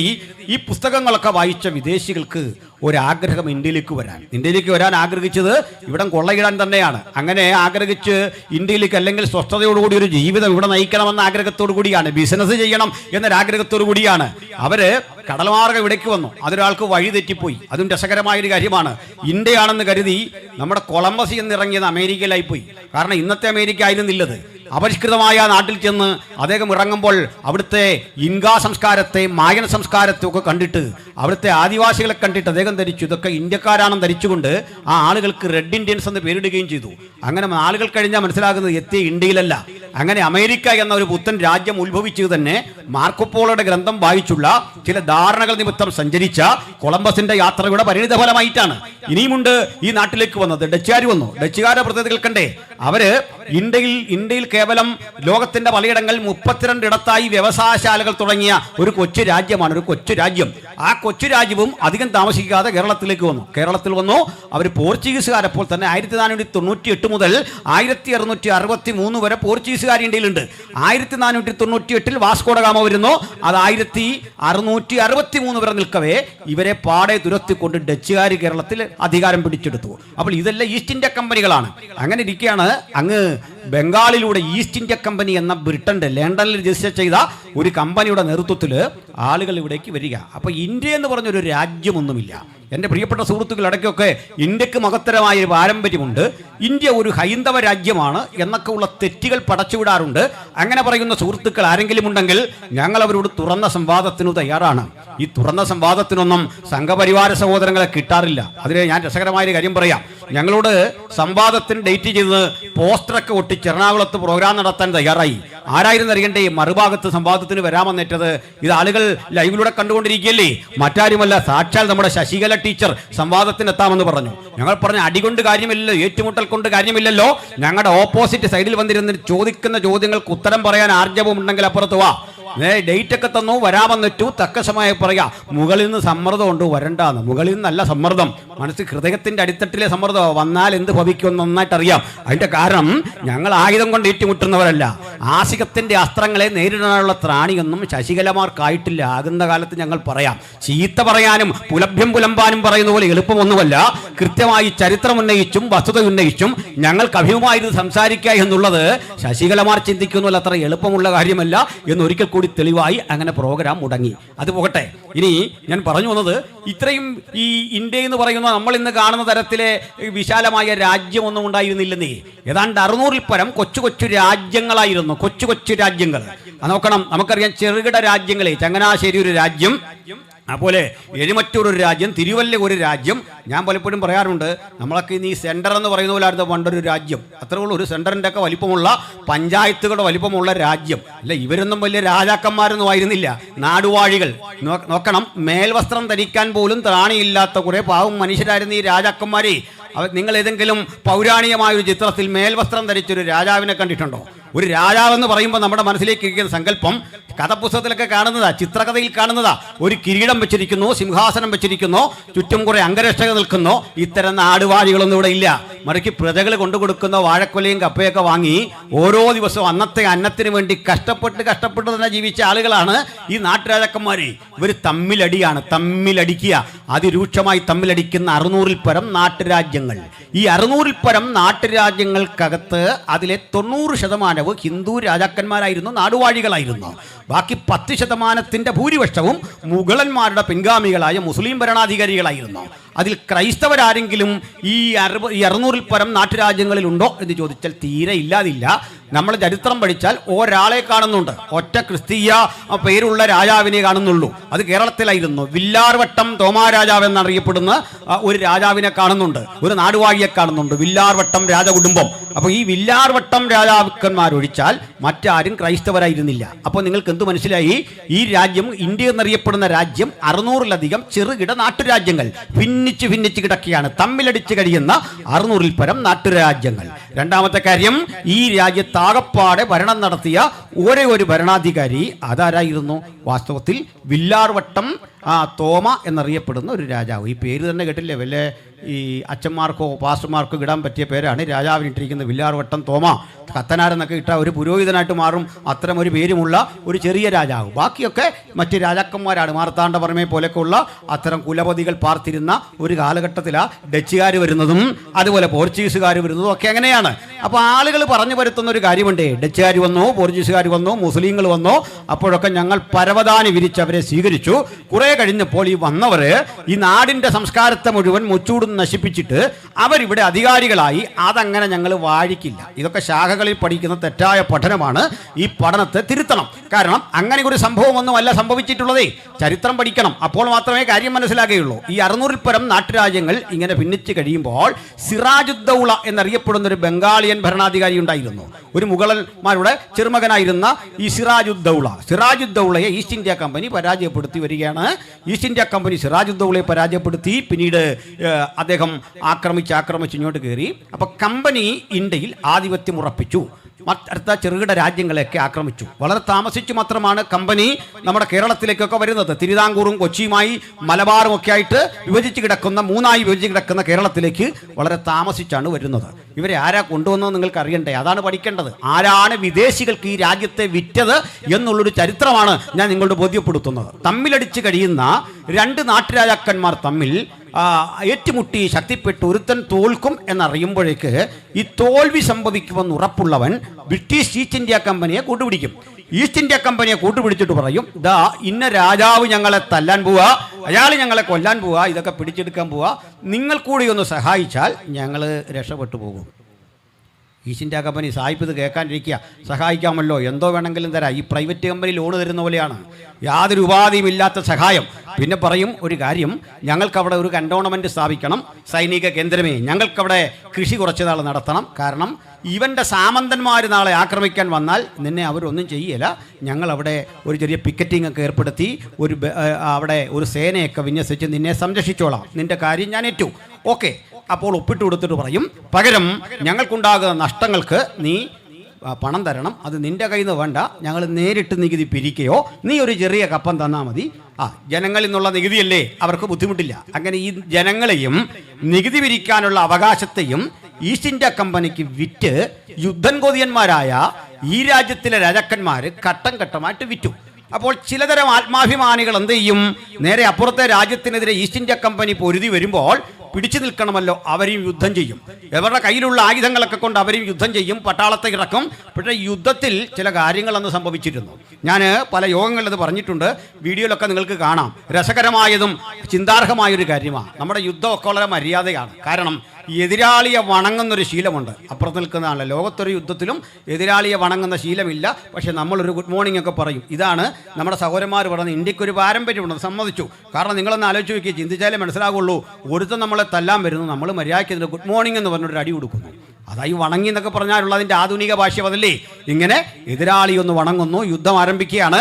യുദ്ധത്തിന് ചില നടപടിക്രമങ്ങളൊക്കെ ഉണ്ട്. അതിലൊരു നടപടിക്രമം, യുദ്ധത്തിന് ഇറങ്ങുന്നതിന് മുമ്പ് രാഹുകാലം നോക്കണം, ഗുളികോദയം നോക്കണം, പല ക്രമങ്ങൾ ഇങ്ങനെ ജ്യോത്സ്യനെ കൊണ്ടുവന്നിട്ട് യുദ്ധത്തിന് സമയം കുറിക്കണം. ഇത് പറയുമ്പോഴൊരു കാര്യം കൊടുക്കുന്നത്, ഈ പാണ്ഡവരും കൗരവരും യുദ്ധം നടക്കുമ്പോൾ രണ്ടു കൂട്ടരും കണ്ടത് ഒറ്റ ജ്യോത്സ്യനെയാണ്. പുള്ളി കുറിച്ച സമയമായിരുന്നു.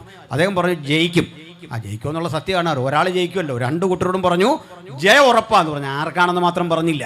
രണ്ടു കൂട്ടർക്കും സമയം കുറിച്ചു കൊടുത്തു എന്ന് പറഞ്ഞുള്ള ടെക്നിക്കിൽ ഈ സമയമൊക്കെ ജ്യോത്സ്യനെ കൊണ്ട് കുറിക്കും. പിന്നെ നമ്മുടെ ആളുകൾ നല്ല അടിക്കാരാ, മോശമൊന്നുമില്ല. വാൾപ്പയറ്റ്, വടിപ്പയറ്റ്, ഇനിയും മറ്റേ ദ്വന്ദ്വയുദ്ധം, ഇതിലെല്ലാം നല്ല പ്രഗത്ഭരാണ്. അതിനുള്ള നിയമങ്ങളും കാര്യങ്ങളും ഒക്കെ ഉണ്ട്. വരാഹ വടിവിൽ അമർന്ന് എന്ന് വെച്ചാൽ പന്നി അമരുന്ന പോലെ അമർന്ന് നിൽക്കണം. വരാഹം പന്നിയാണ്. വരാഹ വടിവിൽ അമർന്ന് സിംഹവടിവിൽ നിവർന്ന് ആ ഗജവടിവിൽ മുന്നോട്ട് നീങ്ങി യുദ്ധം തുടങ്ങി. പക്ഷേ ഈ ഗജവടി വന്നതാ വരാഹം നിവരുന്ന പോലെ നിവരുന്നത് എങ്ങനെയാ, സിംഹത്തഞ്ചം പിടിക്കുന്ന എങ്ങനെയാണെന്നൊന്നും ജീവിതത്തിൽ അറിയാത്ത ഈസ്റ്റ് ഇന്ത്യ കമ്പനിയുടെ സായിപ്പ് തോക്കെടുത്ത് കാച്ചി. കാര്യം മനസ്സിലായോ? സായിപ്പിനുണ്ടോ രാഹുകാലം? സായിപ്പിനുണ്ടോ ഗുളികോദയം? സായിപ്പിനറിയാവുന്ന ഗുളിക പാരസെറ്റമോളാ, വേറൊന്നും അറിയില്ല. തോക്കെടുത്ത് കാച്ചിയപ്പോൾ ഇന്ത്യ മുഴുവൻ അവൻ്റെ കയ്യിലായി, ഘട്ടം ഘട്ടം. എൻ്റെ ചങ്ങാതി, ആരാ ഇന്ത്യയെ വിറ്റേ? നമ്മളാരാണ്ടാണോ? ബൈബിൾ വിശ്വസിക്കുന്ന ഞങ്ങളാരാണ്ട് ഇന്ത്യയെ വിറ്റു എന്നുള്ള വിഡ്ഢിത്തം പറയരുത്. ഇന്ത്യ എന്ന മഹാരാജ്യത്തെ മൊത്തവും ചില്ലറയുമായി തൂക്കി വിറ്റവൻ്റെ കൊച്ചുമകൻ വന്നിട്ട് ഞങ്ങളെ സംസ്കാരം പഠിപ്പിക്കാറായില്ല, ഞങ്ങളെ ചരിത്രം പഠിപ്പിക്കാറായില്ല. നീ കാര്യം പഠിച്ച്, വസ്തുത പഠിച്ച്, എന്നിട്ട് ഇതുപോലെ വേദി കെട്ടിവെച്ച് മറുപടി പറ. ഞങ്ങൾ ചോദിക്കുന്ന ചോദ്യത്തിന് ഈ ക്ലിപ്പുകൾ ഓരോന്നെടുത്തിട്ട് മറുപടി പറയാനുള്ള ആർജവം കാണിക്ക്. ചുമ്മാ വടി കറക്കി കുറുവടി കറക്കി അഭ്യാസം കാണിച്ചു വരല്ല. അതുകൊണ്ടൊന്നും കാര്യമില്ല. അതൊന്നും ആണത്തമല്ല. ആണത്തമല്ലെന്നാ സായിപ്പോടെ തെളിയിച്ചേ. അഭ്യാസം അറിയാഞ്ഞില്ല. 10-28 പേരെ അടിച്ചു വീഴ്ത്തുന്ന മല്ലന്മാരെ മുഴുവൻ സായിപ്പ് തോക്കെടുത്ത് കാഴ്ചയപ്പോൾ പോയെന്ന് തീർന്നു കിട്ടി. ഇങ്ങനെയാണ് ഇന്ത്യ പോയത്. ഇനി അത് പൊക്കോട്ടെ. ഇന്ത്യയിൽ വന്ന ഈസ്റ്റ് ഇന്ത്യ കമ്പനിക്ക് ഇവിടെ ബൈബിൾ വിതരണം ചെയ്യാനും സുവിശേഷം പ്രസംഗിക്കാനും ഒന്നും ഒരു താല്പര്യം ഉണ്ടായില്ല. അതുകൂടി പഠിച്ചു ചരിത്രം. അല്ലെങ്കിൽ നിങ്ങൾ തെളിവ് തരണം. ഈസ്റ്റ് ഇന്ത്യ കമ്പനിയിൽ ആരാണ് ബൈബിൾ വിതരണം ചെയ്തത്? അവർക്ക് ചർച്ചകൾ ഇവിടെ ഉണ്ടായിരുന്നു. ഫോർട്ട് വില്യംസ് കോളേജ് അവരുടെ ആയിരുന്നു. പ്രമുഖങ്ങളായ പല സ്ഥാപനങ്ങൾ അവരുണ്ടാക്കി. ഇവരുടെ സ്ഥാപനത്തിൽ ഒരൊറ്റ ഇന്ത്യക്കാരനെ പഠിപ്പിച്ചിട്ടില്ല. ഇവരുടെ സ്ഥാപനത്തിലൊന്നും ഇവര് യാതൊരു വിധത്തിലെ മര്യാദയും പാലിച്ചിട്ടില്ല. എന്താ ഇവിടെ നടന്നറിയണ്ടേ? ഈ രാജ്യത്തിലെ നാട്ടുരാജാക്കന്മാരും ഈസ്റ്റ് ഇന്ത്യ കമ്പനിയും ചേർന്ന് ഇന്ത്യയെ കൊള്ളയടിക്കുകയായിരുന്നു. ആ കൊള്ളയടിക്കാൻ വേണ്ടി ഏതെല്ലാം തരം പ്രാകൃത നികുതികൾ ഏർപ്പെടുത്തിയെന്നറിയണ്ടേ? നിങ്ങൾ പോയിട്ട് വായിക്കേണ്ട ചില പുസ്തകങ്ങളുണ്ട്. 19ാം നൂറ്റാണ്ടിലെ കേരളം ആരെഴുതിയാണ്? ഇവിടെ നമ്മൾ ആരെഴുതിയല്ല. പി ഭാസ്കരൻ ഉണ്ണിയുടെ 19ാം നൂറ്റാണ്ടിലെ കേരളം, 20ാം നൂറ്റാണ്ടിലെ കേരളം, ജാതി വ്യവസ്ഥയും കേരളവും, കേരളത്തിന്റെ ഇരുളടഞ്ഞ ഏടുകൾ, വില്യം ലോഗന്റെ മലബാർ മാനുവൽ, ഈ പുസ്തകങ്ങളൊക്കെ പഠിക്കുക. എന്താണ് ഈ രാജ്യത്ത് നടന്നതെന്ന് കൃത്യമായി അവർ എഴുതി വെച്ചിട്ടുണ്ട്. നിങ്ങൾ ദാമോദർദാസ് കൊസാംബിയുടെയോ അതല്ലെങ്കിൽ ഇൽഫാൻ ഹബീബിന്റെയോ ചരിത്രം മാത്രം പരതേണ്ടതില്ല. അവരെ ഇടതുപക്ഷ ചരിത്രകാരന്മാർ എന്ന് പറഞ്ഞ് വേണമെങ്കിൽ നമുക്ക് മാറ്റി നിർത്താം. പക്ഷെ ഈ രാജ്യത്ത് അല്ലാതെയും ചരിത്രം രചിച്ച ആളുകളില്ലേ? ഈ ചരിത്രകൃതികൾ നിങ്ങൾ പഠിച്ചാൽ മനസ്സിലാകും എന്തൊക്കെ ഈ രാജ്യത്ത് നടന്നോ. രാജ്യത്തെ ഈസ്റ്റ് ഇന്ത്യ കമ്പനിക്ക് ആരാണ് വിറ്റത്? എന്നിട്ട് ഈസ്റ്റ് ഇന്ത്യ കമ്പനിയും ഇവിടുത്തെ നാട്ടുരാജാക്കന്മാരും ചേർന്ന് കളക്ട് ചെയ്ത ചുങ്കത്തിന്റെ കണക്കെത്ര വലുതാണെന്ന് നിങ്ങൾക്കറിയണ്ടേ? 108 വിധ കരം പിരിച്ചിരുന്നു. ഏഴ കോഴ, അംഗം, ചുങ്കം, തപ്പ്, നടക്കരം, കുടിക്കരം, മുലക്കരം, തലക്കരം, ഏതാണ്ട് 108 വിധ കരം. നോക്കണേ, പന്തലിടാൻ ഒരിക്കൽ കരമടക്കണമായിരുന്നു ഈ രാജ്യത്തെ. ഒന്നുകൂടി പറയട്ടെ, സഹോദരങ്ങൾ തെറ്റിദ്ധരിക്കരുത്. ഈ പി ഭാസ്കരൻ ഉണ്ണിയുടെ പുസ്തകത്തിൽ എഴുതി വെച്ചിരിക്കുക, ഒരു ഈഴവ കുടുംബത്തിൽ കല്യാണമുണ്ടായാൽ പപ്പടം കാച്ചാൻ പ്രത്യേക പെർമിഷൻ എടുക്കണമായിരുന്നെന്ന്. ഞാൻ ഇവിടേക്ക് വരും മുമ്പ് സംഘാടകരോട് ചോദിച്ചു, നിയമപരമായ സകല അനുമതിയും വാങ്ങി വേണം ഈ യോഗം ഇവിടെ നടത്താൻ. അതുപോലെ പണ്ടേ ഒരു വീട്ടിൽ പപ്പടം കാച്ചണമെങ്കിൽ ഒന്ന് ആലോചിച്ച് നോക്കി, ഒരു പപ്പടം കാച്ചണമെന്ന് അതിന് അനുമതി മേടിക്കണമായിരുന്നു. നോക്കണം, ഹീനജാതിക്കാർക്കാർക്കും പന്തലിടാൻ അവകാശമില്ലായിരുന്നു, കുരവ നടത്താൻ അവകാശമില്ലായിരുന്നു, വീട് വെക്കാൻ അവകാശമില്ലായിരുന്നു. എന്തിന്? സാക്ഷാൽ സാമൂതിരി ഇല്ലേ, കോഴിക്കോട് സാമൂതിരിയുടെ വീടിനെ ഓടുമേയാൻ അനുമതിയില്ല, ഓല ഇട്ടുകൊള്ളണം. അയാൾ പോലും ഭ്രഷ്ട് കൽപ്പിക്കപ്പെട്ട ആളാ. സ്വന്തം കാശ് മുടക്കി തന്റെ കൊട്ടാരത്തിന് ഓടിടാൻ അവകാശമില്ലാത്ത ഗതികെട്ട രാജാവിന്റെ പേരാ സാമൂതിരി. ആലോചിച്ച് നോക്കിക്കോണം, സ്വന്തം കൈ കാശുണ്ടേ. ഇതായിരുന്നു ഈ രാജ്യത്ത് നിലനിന്നിരുന്ന വ്യവസ്ഥ. ഒട്ടേറെ വ്യവസ്ഥകൾ ഈ രാജ്യത്ത് ഇതുപോലെ നിലനിന്നിരുന്നു. പൊതുവയിൽ നടക്കാൻ മനുഷ്യന് സ്വാതന്ത്ര്യമില്ലാത്ത സ്ഥിതിവിശേഷങ്ങളുടെ അനവധി കണക്ക് ഞാൻ പറയാം. അതിലൊന്നാണ് ഞാൻ പറയുന്നത്. ആലങ്ങാട്ട് ചാന്നാൻ എന്നു പേരായ ഈഴവ കുടുംബത്തിൽ ജനിച്ചു വളർന്നൊരു സമ്പന്നൻ ഉണ്ടായിരുന്നു. ഒരു പ്രത്യേകത നിൽക്കണ്ടേ, അദ്ദേഹത്തിന്റെ കാലത്ത് തിരുവിതാംകൂറിൽ കാറുള്ളത് രണ്ടു പേർക്ക്. ഒന്ന് മഹാരാജാവിനും ഈ ആലങ്ങാട് ചാന്നാനും സ്വന്തം കാറുള്ളത്, മനസ്സിലാക്കിക്കൊള്ളണം. പക്ഷേ ഈ കാർ ഓടിക്കുന്നത് ഒരു ശൂദ്രനാണ്, തന്നെ യജമാനൻ എന്ന് വിളിക്കേണ്ട ഒരു ശൂദ്രനാണ് ഈ കാർ ഓടിക്കുന്നത്. അപ്പോൾ ജാതിയിൽ ഭ്രഷ്ടുള്ള ഈ ആള് കാറുമായിട്ട് തന്റെ ഉടമയും കൊണ്ട് വരിക. ഈ വരുന്ന വഴിക്ക് ക്ഷേത്രവളപ്പിലൂടെ കാർ ഓടിച്ചുകൂടാ, പൊതുനിരത്തിലൂടെ പോകാൻ പറ്റില്ല. അതേ എന്ത് ചെയ്യുന്നറിയണ്ടേ, സമ്പന്നനായ ആലങ്ങാട് ചാന്നാൻ കുറുക്കുവഴി ചാടി ഈ കാറ് വരുന്ന വഴിക്ക് കാടും പള്ളയും കടന്ന് കയറി നിൽക്കുമ്പോൾ അമ്പലവളപ്പിലൂടെ കാർ ഓടിച്ച് ഇവിടെ കൊണ്ടുവരുമായിരുന്നു. ഇതായിരുന്നു ഈ രാജ്യത്ത് നിലനിന്നിരുന്ന അവസ്ഥ. നിങ്ങൾക്കറിയണ്ടേ ഈ അവസ്ഥ എങ്ങനെയാണ് മാറിയതെന്നറിയണ്ടേ? അതിലേക്ക് ഞാൻ ക്രമേണ വരാം, ചിന്തിച്ചിരിക്കണം. ഞാൻ ഈ പറയുന്നതിനൊക്കെ വ്യക്തമായ തെളിവുണ്ട്. നിങ്ങൾക്ക് ഈ തെളിവുകൾ ആവശ്യമുണ്ടെങ്കിൽ നിങ്ങൾ എന്നോട് തെളിവ് ചോദിച്ചിട്ടേ വിടാവൂ. അത് തെളിവ് ചോദിച്ച് എനിക്ക് പറയണമെന്ന് ബാധ്യതയൊന്നുമില്ല. കാരണം ഞാൻ ആരുടെ അടിമയായിട്ടല്ലേ നിൽക്കുന്നത്. പഠിക്കാൻ ആവശ്യമുണ്ടെങ്കിൽ പറയുന്നത് കൃത്യമാണോ എന്നറിയാൻ ആവശ്യമുണ്ടെങ്കിൽ റെഫറൻസ് കൂടി പറയാം, പുസ്തകം വാങ്ങിക്കൊള്ളണം. ഇതൊക്കെ സർക്കാർ ഇറക്കുന്ന പുസ്തകം. ഞാൻ പല കാര്യങ്ങളും പറയാറുണ്ട്. ഞാൻ ഈ പറയുന്നതിന് എന്നെ അറസ്റ്റ് ചെയ്യുന്നതിന് മുമ്പ് ആദ്യം ചെയ്യേണ്ടത് ഭാഷാ ഇൻസ്റ്റിറ്റ്യൂട്ടിനെയാണ്. ഗവൺമെൻറ് ഇറക്കുന്ന പുസ്തകത്തിൽ നിന്നാണ് പറയുന്നത്, അതോറിറ്റി ഉള്ള പുസ്തകത്തിൽ നിന്നാണ് ഈ കാര്യങ്ങളൊക്കെ വിളിച്ചു പറയുന്നത്. സർക്കാർ ഇറക്കുന്ന പുസ്തകമാണ്. എന്നെ കോടതിക്ക് ഒന്നും ശിക്ഷിക്കാൻ പറ്റില്ല. അതിലുള്ളതേ ഞാൻ പറയൂ, അതിൽ നിന്ന് മാത്രമേ വസ്തുതകൾ ഞാൻ വിശകലനം ചെയ്യൂ. ശ്രദ്ധിക്കണം. അപ്പോൾ സുഹൃത്തുക്കളെ, ഇങ്ങനെ കിടന്ന ഈ നാട്, അതിലേക്ക് ഈസ്റ്റ് ഇന്ത്യ കമ്പനി വന്നു. ഈ കമ്പനി അതിൻ്റെ മേലധികാരികളുടെ കാര്യം പറഞ്ഞു. ഇന്ത്യക്കാർക്കിടയിൽ പലതരം ആചാരങ്ങളും അനുഷ്ഠാനങ്ങളും ഒക്കെ കാണും. നിങ്ങളത് മാറ്റാനൊന്നും പോകണ്ട, അവരവരുടെ വഴിക്ക് പോട്ടെ. അവർ ഇഷ്ടപ്പെടുന്ന വിധത്തിൽ ഏതെങ്കിലും കാര്യങ്ങൾ അവർ ചെയ്തു കൊള്ളട്ടെ, പ്രശ്നമില്ല. അവരുടെ ആചാരത്തിലൊന്നും നമ്മൾ കയറി ഇടപെടണ്ട. നമ്മുടെ കച്ചവടമാണ് പ്രധാനം. അങ്ങനെ ഈസ്റ്റ് ഇന്ത്യ കമ്പനി കച്ചവടം പൊടി പഠിച്ചു. പക്ഷെ കുറേ മനസാക്ഷിയുള്ള ആളുകൾ കമ്പനിക്കകത്തും ഉണ്ടാവുമല്ലോ. ഇവർ നോക്കുമ്പോൾ ഇന്ത്യയിൽ ഗുരുതരമായ ചില കാഴ്ചകൾ കണ്ടു. അവിടെ മുതലാണ് പഠിക്കേണ്ടത്. അതിലൊന്ന്, ഈ നമ്മുടെ നാട്ടിൽ പെൺകുട്ടികളുടെ വിവാഹപ്രായം 7 or 8 ഒക്കെ വയസ്സാണ്. 7 or 8 വയസ്സ് വരുന്ന പെൺകുട്ടിയെ 35-40 വയസ്സ് വരുന്ന ഒരു ചെറുപ്പക്കാരൻ വിവാഹം കഴിക്കണം. അത് കേവലമായൊരു കല്യാണമല്ല. വിവാഹം കഴിച്ചതിൻ്റെ 16 ദിവസങ്ങൾക്കുള്ളിൽ അവർ തമ്മിൽ ദാമ്പത്യ ജീവിതം ആചരിക്കണം. നോക്കണം, കുഞ്ഞിൻ്റെ പ്രായം ഓർക്കണം. ഇപ്പോഴാണെങ്കിൽ പോക്സോ കേസ് ഉറപ്പാണ്. ആ പോക്സോ കേസ് ഉറപ്പാകുന്ന പോലെ ഇന്ത്യൻ ശിക്ഷാ നിയമം ഉണ്ടായ ശേഷമാണ്. നേരെ അകത്തോട്ടേ പോകുള്ളൂ, വെളിച്ചം കാണത്തില്ല.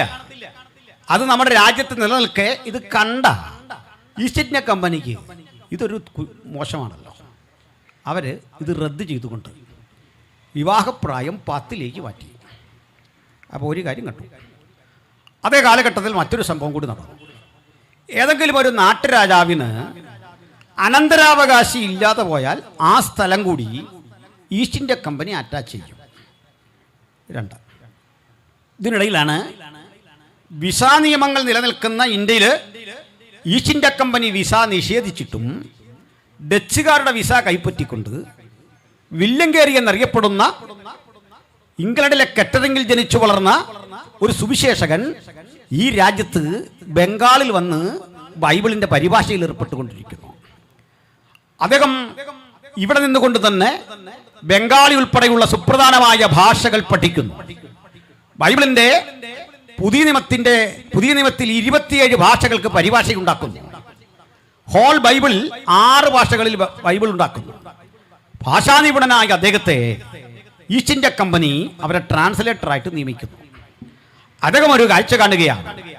തൻ്റെ കൺമുമ്പിലൂടെ തലമൂടനം ചെയ്തൊരു പെൺകുട്ടി ഓടുന്നു. അവളുടെ പിന്നാലെ തെമ്മാടികളായ ഒരുപറ്റം പുരുഷന്മാരോടുന്നു. എന്താണെന്നറിയാൻ വില്യം കേരി പിന്നാലെ ചെല്ലുമ്പോൾ കുറെ സ്ത്രീകളുമുണ്ട്. ആർത്ത് വിളിച്ചുകൊണ്ട് ഈ കുട്ടി ഓടി വരുമ്പോൾ ചോദിക്കുന്നു, എന്താ പ്രശ്നം? കാരണം ഇത്രമേ ഉള്ളൂ, ഇവളുടെ ഭർത്താവ് മരിച്ചിരിക്കുന്നു. ആ ഭർത്താവിന്റെ ചിതയിലേക്ക് ഇവളെ എടുത്തു വെക്കണം. നിങ്ങൾക്കറിയാം ബാക്കി. സതി എന്നാണ് അതിന്റെ പേര്. സതി പോലെയുള്ള ഈ തിന്മകൾ കണ്ട മഹാനായ വില്യം കേരി എന്ന ഇംഗ്ലണ്ടിലെ കെട്ടറിങ്ങിൽ പിറവികൊണ്ട ഒരു ചെരുപ്പുകുത്തിയായി ജീവിതം ആരംഭിച്ച ഒരു പാവം മനുഷ്യൻ സ്വന്തം പരിശ്രമം കൊണ്ട് പഠിച്ചു. ഇന്ത്യയിലെ മിഷണറി പ്രവർത്തനങ്ങളുടെ പിതാവെന്നാണ് അദ്ദേഹത്തെ വിളിക്കുക. അദ്ദേഹം ഇത് കണ്ടിട്ട് എന്താണ് സംഭവിക്കാൻ പോകും നോക്കുമ്പോൾ മരിച്ചടക്കപ്പെട്ട ഈ കാരണവരുടെ ശരീരത്തിലേക്ക് 7 വയസ്സുള്ള കുട്ടിയെ വിവാഹം കഴിക്കുന്ന 85-90 വയസ്സുള്ള വൃദ്ധന ആ മനുഷ്യന്റെ ശരീരത്തിനൊപ്പം ഈ പിഞ്ചോമനയുടെ നിർജീവമായി ശരീരത്തോടൊപ്പം പിഞ്ചോമനയുടെ ജീവനുള്ള ശരീരം കിടത്തിയിട്ട് പച്ചമുളകൾ കീറി തലങ്ങും വിലങ്ങും വെച്ചിട്ട് വള്ളിക്ക് വരിഞ്ഞിട്ട് അതിന് മീതെ ചന്ദനമുട്ടികൾ വെച്ച് അതിലേക്ക് നെയ്യൊഴുക്കിയിട്ട് പന്തം കയ്യിലെന്തിക്കൊണ്ട് ഓരോതരം മന്ത്രങ്ങൾ ചൊല്ലിക്കൊണ്ട് തീ കൊളുത്തി ആളിക്കത്തുന്ന തീക്കുള്ളിൽ നിന്ന് കരയാനോ പിടയാനോ സാധ്യതയില്ലാതെ ഈ പിഞ്ചോമന മരിക്കുമ്പോൾ വില്യം കേറി കരഞ്ഞു. ആ രാത്രി മുഴുവൻ ദുഃഖിച്ചു. ആ ദുഃഖം നിമിത്തം ഉൽപാദിതമാകുന്ന പ്രതിരോധത്തിന്റെ പേരാണ് സുവിശേഷം. ആത്മഭാരത്തിന്റെ പേരാണ് സുവിശേഷം. ഈ ഇന്ത്യയിൽ ഇനി ആരും ഇങ്ങനെ മരിക്കാൻ പാടില്ല എന്ന ചിന്തയോടുകൂടി എന്താണ് വില്യം കേറി ചെയ്യുന്നറിയണ്ടേ? നിരവധി കത്തുകൾ അയച്ചയച്ച് ഈസ്റ്റ് ഇന്ത്യ കമ്പനിയുടെ ഹെഡ് ക്വാർട്ടറിലും അതുപോലെ തന്നെ ബ്രിട്ടീഷ് പാർലമെന്റിലും നിരന്തരം അറിയിച്ചതിന്റെ പരിണിതഫലമായി 1829 ആകുമ്പോൾ ഒരു പുത്തൻ വാർത്ത ലോകം കേട്ടു. വില്യം ബെന്റിംഗ് ഇന്ത്യയുടെ അന്നത്തെ വൈസ്രോയി ആയിരിക്കെ മുഴങ്ങിക്കെട്ട ഒരു വിളംബരമുണ്ടായിരുന്നു. അതിനു വേണ്ടി പണിയെടുത്ത രാജാ റാം മോഹൻ റോയിയും ബഹുമാനായ വില്യം കേരിയും വില്യം മാർഷും സർ ജോഷുവ വാർഡും ഒക്കെ അറിയപ്പെടുന്ന റാംപൂരിലെ പ്രധാനപ്പെട്ട മിഷണറിമാരും ഒരുമിച്ച് നിരന്തരം നടത്തിയ ആശയുദ്ധങ്ങൾക്കൊടുവിൽ ബ്രിട്ടീഷ് പാർലമെന്റിന്റെ അനുമതിയോടുകൂടി വില്യം ബെന്റിംഗ് പ്രഭു ഒരു ഉത്തരവിറക്കിയാണ്. വില്യം ബെന്റിംഗ് ആകുന്ന ഞാൻ ബ്രിട്ടീഷ് ഇന്ത്യയിലും അതിന്റെ അധിനിവേശ പ്രദേശങ്ങളിലും യാതൊരാൾ സതി അനുഷ്ഠിക്കുകയോ അതിനുവേണ്ടി പ്രേരിപ്പിക്കുകയോ അതിനുവേണ്ടി പ്രചോദിപ്പിക്കുകയോ നിർബന്ധിക്കുകയോ ചെയ്യുന്നതും അതിനെ പുകഴ്ത്തി പറയുന്നതും കുറ്റകൃത്യമായി കണ്ടുകൊണ്ട് കൊലപാതക കേസ് ചുമത്തിക്കൊണ്ട് ആളിനെ ശിക്ഷിക്കും, ക്യാപിറ്റൽ പണിഷ്മെന്റ് നൽകും. ഈ വിളംബരം പുറത്തു വന്നതോടുകൂടി ഇന്ത്യ ആകപ്പാടെ ഇളകി. നിങ്ങൾ കേൾക്കണ്ടേ? അങ്ങനെ 1929 രൂപപ്പെട്ട സതി നിരോധനം, അതിനുശേഷം വിവാഹപ്രായം ഉയർത്തിക്കൊണ്ടുള്ള ഇത്തരത്തിലെ ഒരു വിളംബരം 10 വയസ്സുള്ളവർ ഈ 8 വയസ്സ് 10 വയസ്സിലേക്കാക്കി വെച്ചു. അതൊക്കെ കുറെ സഹിച്ചു. വീണ്ടും അറിയണ്ടേ? അടുത്ത ഘട്ടം ഈ ലാപ്സ് നിയമം എന്ന് വെച്ചാൽ നഷ്ടപ്പെട്ടു പോകുന്ന ഭൂമി ഈസ്റ്റ് ഇന്ത്യ കമ്പനി ഏറ്റെടുക്കും. ഇതൊക്കെ ഇങ്ങനെ നടക്കുമ്പോൾ ഈ രാജ്യത്തിലെ ആളുകൾ അതുവരെ ആസ്വദിച്ച കുറെ തരം സുഖങ്ങൾ നഷ്ടപ്പെടുന്നു, സംതൃപ്തികൾ നഷ്ടപ്പെടുന്നു. അതിന്റെ ഒരു മറുവശം കൂടിയുണ്ട്. 1848 ആകുമ്പോഴേക്കും മറ്റൊരു കാര്യം കൂടി ബ്രിട്ടീഷുകാർ ഉണ്ടെന്നോ. അതെന്താ നിങ്ങൾക്ക് അറിയണ്ടേ? വിധവമാരുടെ പുനർവിവാഹം, വിധവമാർക്ക് കല്യാണം കഴിക്കാം. ഈ വിധവ എന്നൊക്കെ കേട്ടാൽ നമ്മുടെ മനസ്സിൽ ഇന്നിരിക്കുന്ന സങ്കല്പങ്ങൾ മാറണം. അന്നത്തെ വിധവ എന്ന് പറഞ്ഞാൽ ഒരു കൊച്ചു പെൺകുട്ടിയാ, 8 10 വയസ്സൊക്കെ ഉള്ളേ. നമ്മുടെ സൺഡേ സ്കൂൾ പ്രായമുള്ള ഒരു സാധാരണ കുഞ്ഞിനെയാ ഈ വിധവ എന്ന് പറയുന്നത്. ആ വിധവയെ വിവാഹം കഴിച്ച അവരുടെ ഹസ്ബൻഡിനെ 80 വയസ്സൊക്കെ പ്രായമായിരിക്കും. 16 വയസ്സിലൊക്കെ വിധവയാകേണ്ടി വരുന്ന ഈ പെൺകുട്ടിക്ക് വിവാഹം കഴിക്കാം. അങ്ങനെ പുനർവിവാഹം എന്നൊരാശയം മുമ്പോട്ട് വെച്ചപ്പോൾ ഈ ഇന്ത്യ ആകപ്പാടെ ഇളകിയിട്ട് സാക്ഷാൽ ബാലഗംഗാധര തിലകൻ, ലോകമാന്യ ബാലഗംഗാധര തിലകൻ എന്ന് നമ്മൾ പ്രകീർത്തിക്കുന്ന ഒരു പ്രമുഖ നേതാവുണ്ടല്ലോ, അദ്ദേഹത്തിന് കേസരി എന്നൊരു പത്രമുണ്ട്. ഇന്നത്തെ കേസരിയുടെ പഴയ രൂപമായിരിക്കാം അത്.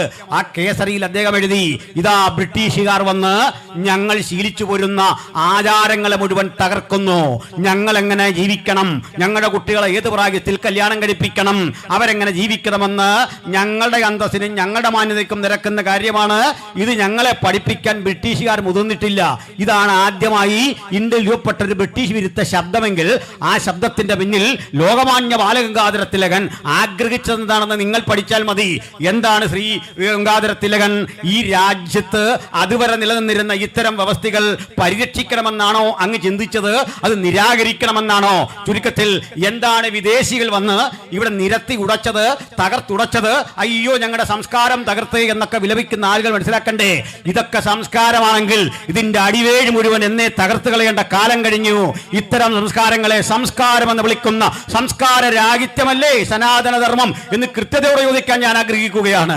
ഇതിനെ മുഴുവൻ തകർത്തു, ഇതിനെ മുഴുവൻ തച്ചുടച്ചുകൊണ്ട് മാറി വരുന്ന ഈ പരിസ്ഥിതിയിൽ ആളുകൾ തെരുവിലിറങ്ങി. വല്ലാത്ത പ്രക്ഷോഭം. നിങ്ങൾ കേൾക്കണ്ടേ? സതി നിരോധിച്ചപ്പോൾ അയ്യോ സതി നിരോധിച്ചേ എന്ന് പറഞ്ഞ് അന്നത്തെ ബാലഗംഗാധര തിലകനുമൊക്കെ പിന്തുണയ്ക്കുന്ന മതനേതാവിത്വം ചെയ്തത് എന്താണെന്നറിയണ്ടേ? സാക്ഷാൽ ബാലഗംഗാധര തിലകൻ മാത്രമല്ലെന്നേ, നമ്മൾ പുകഴ്ത്തിപ്പാടുന്ന വന്ദേ മാതരം പാടുന്ന ബങ്കിം ചന്ദ്ര ചാറ്റർജി പോലും അന്ന് ഇതിനെ എതിർത്തു, ഇതിന്റെ കൂടെ നിന്നു എന്നുള്ളതാണ്. ഏത് കാര്യത്തിൽ? ഈ രാജ്യത്ത് ബ്രിട്ടീഷുകാർ വന്ന് ഞങ്ങളെ മാറ്റേണ്ട, ഞങ്ങൾ ഇങ്ങനെയൊക്കെ കഴിഞ്ഞുകൊള്ളാം. എന്താണ് സ്വാതന്ത്ര്യ സമരത്തെ പറ്റിയൊക്കെ നമ്മളിവിടെ പഠിച്ചത്? ചിലതരം പൊളിച്ചെഴുത്തുകൾ ആവശ്യമായ ഒരു കാലത്തിലേക്കാണ് നമ്മൾ വന്നിരിക്കുന്നത്. ഈ കൂടെ മദൻ മോഹൻ മാളവ്യയുണ്ട്, ഈ ബിപിൻ ചന്ദ്രപാലുണ്ട്, ബാലഗംഗാധര തിലകനുണ്ട്.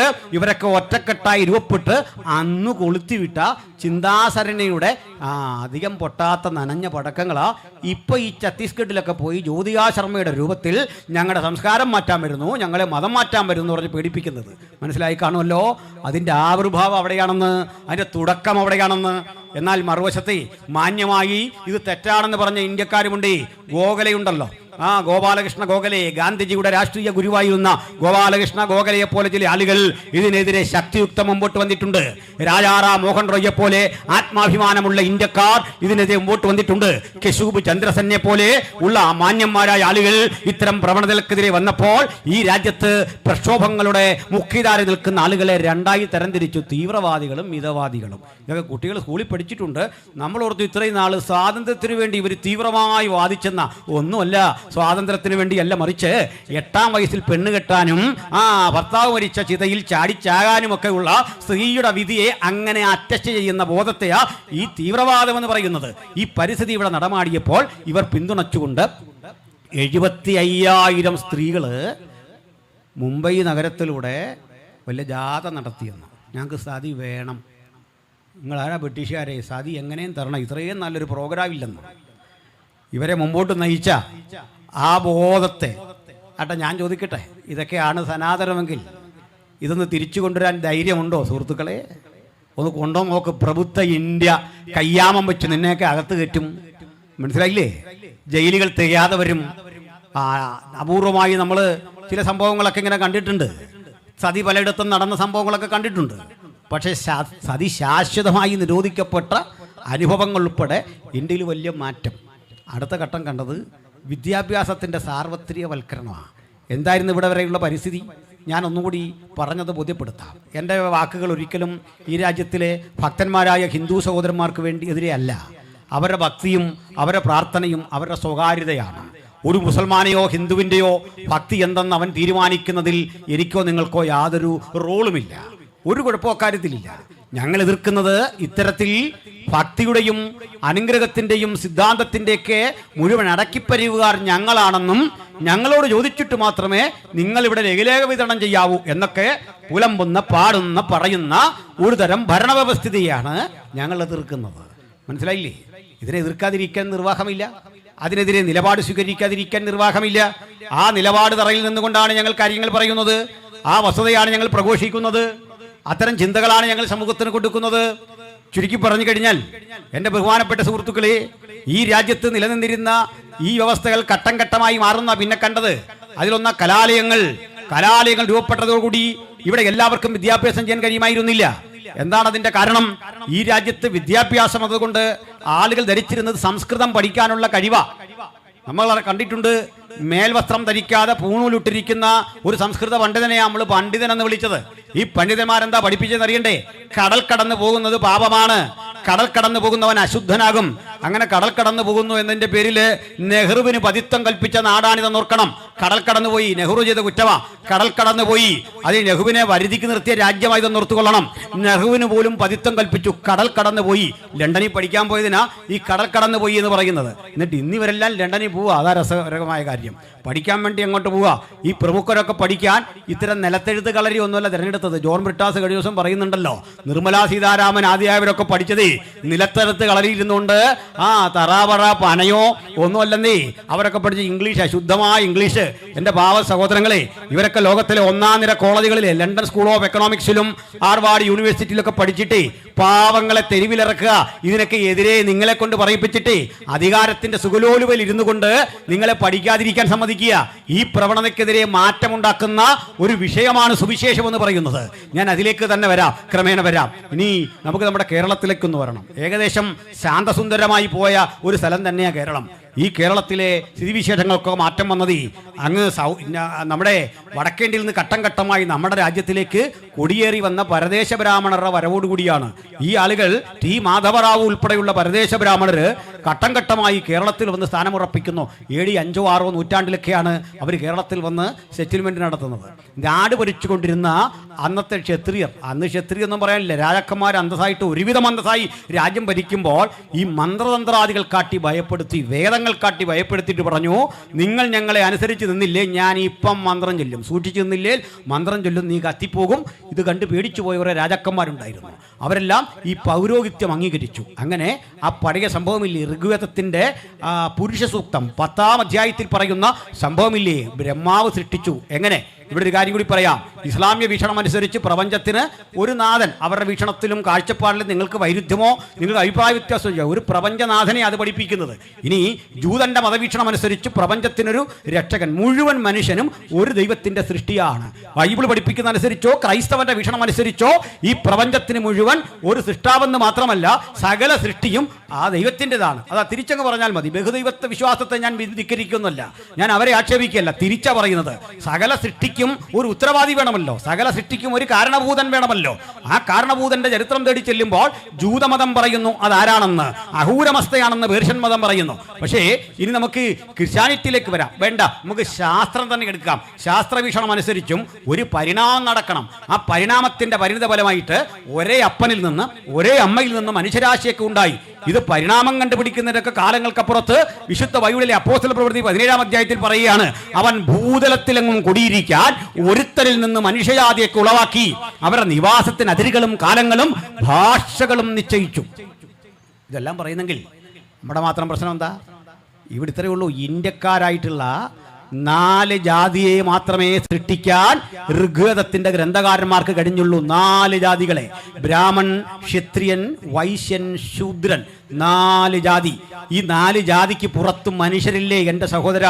ഈ മനുഷ്യരെയൊക്കെ ആരാണ് സൃഷ്ടിച്ചതെന്നുള്ള ചോദ്യത്തിന് ശശികല ടീച്ചർമാരൊരു മറുപടി പറയട്ടെ, എന്നിട്ട് വന്നെടുത്താൽ മതി. ആദിവാസികളുടെ പേറ്റന്റ്, ദലിതരുടെ പേറ്റന്റ്. ഈ ദലിതനെയും ആദിവാസിയെയും മറ്റു പിന്നോക്കരെയും സൃഷ്ടിക്കാൻ 1 മിനിറ്റ് ചിലവഴിക്കാത്ത ബ്രഹ്മാവിനെ ഞങ്ങളൊക്കെ പൂജിക്കണമെന്ന് പറഞ്ഞാൽ അത് എവിടുത്തെ ന്യായമായി ടീച്ചറെ? ആ ന്യായം എങ്ങനെ അംഗീകരിക്കും? ഞങ്ങളുടെ സൃഷ്ടിയുടെ മീതെ യാതൊരുവിധ കർത്തവ്യവും ഇല്ലാതെ ഞങ്ങളുടെ പേറ്റന്റ് എടുക്കാൻ വരട്ടെ. ഏത് ഗ്രന്ഥത്തിന്റെ ഏത് സൂക്തം വെച്ച് നിങ്ങൾ തെളിയിക്കും ഈ 4 ജാതിക്ക് പുറമേ മനുഷ്യരില്ലേ? മറ്റൊരു കാര്യം, ധർമ്മം ക്ഷയിച്ച് അധർമ്മം പെരുകുമ്പോഴൊക്കെയാണ് ഇത്തരം അവതാരങ്ങൾ പിറവിയെടുക്കുന്നത്. അത് ഇന്ത്യയിൽ ക്ഷയിക്കുമ്പോഴേ രസകരമായൊരു കാര്യം. ഇതാ ഓണം വരുന്നു, കിളിത്തട്ട് കളി എന്ന് പറഞ്ഞൊരു പരിപാടി പണ്ടുണ്ട്, പണ്ടത്തെ ആൾ കളിക്കുമല്ലോ. അതിൽ ഈ കിളി എന്ന് പറഞ്ഞാൽ അതിൻ്റെ മെയിൻ ഒരാളുണ്ടല്ലോ. കിളി ഇങ്ങനെ ആളുകളെ താഴേക്ക് ഇറക്കുമ്പോൾ ഒരു നിബന്ധനയുണ്ട്, ഈ വരയെ കൂടെ തന്നെ ഓടണം, അപ്പുറത്തോ ഇപ്പുറത്തോ ചാടിപ്പോയാൽ അടി ഫൗളാകും.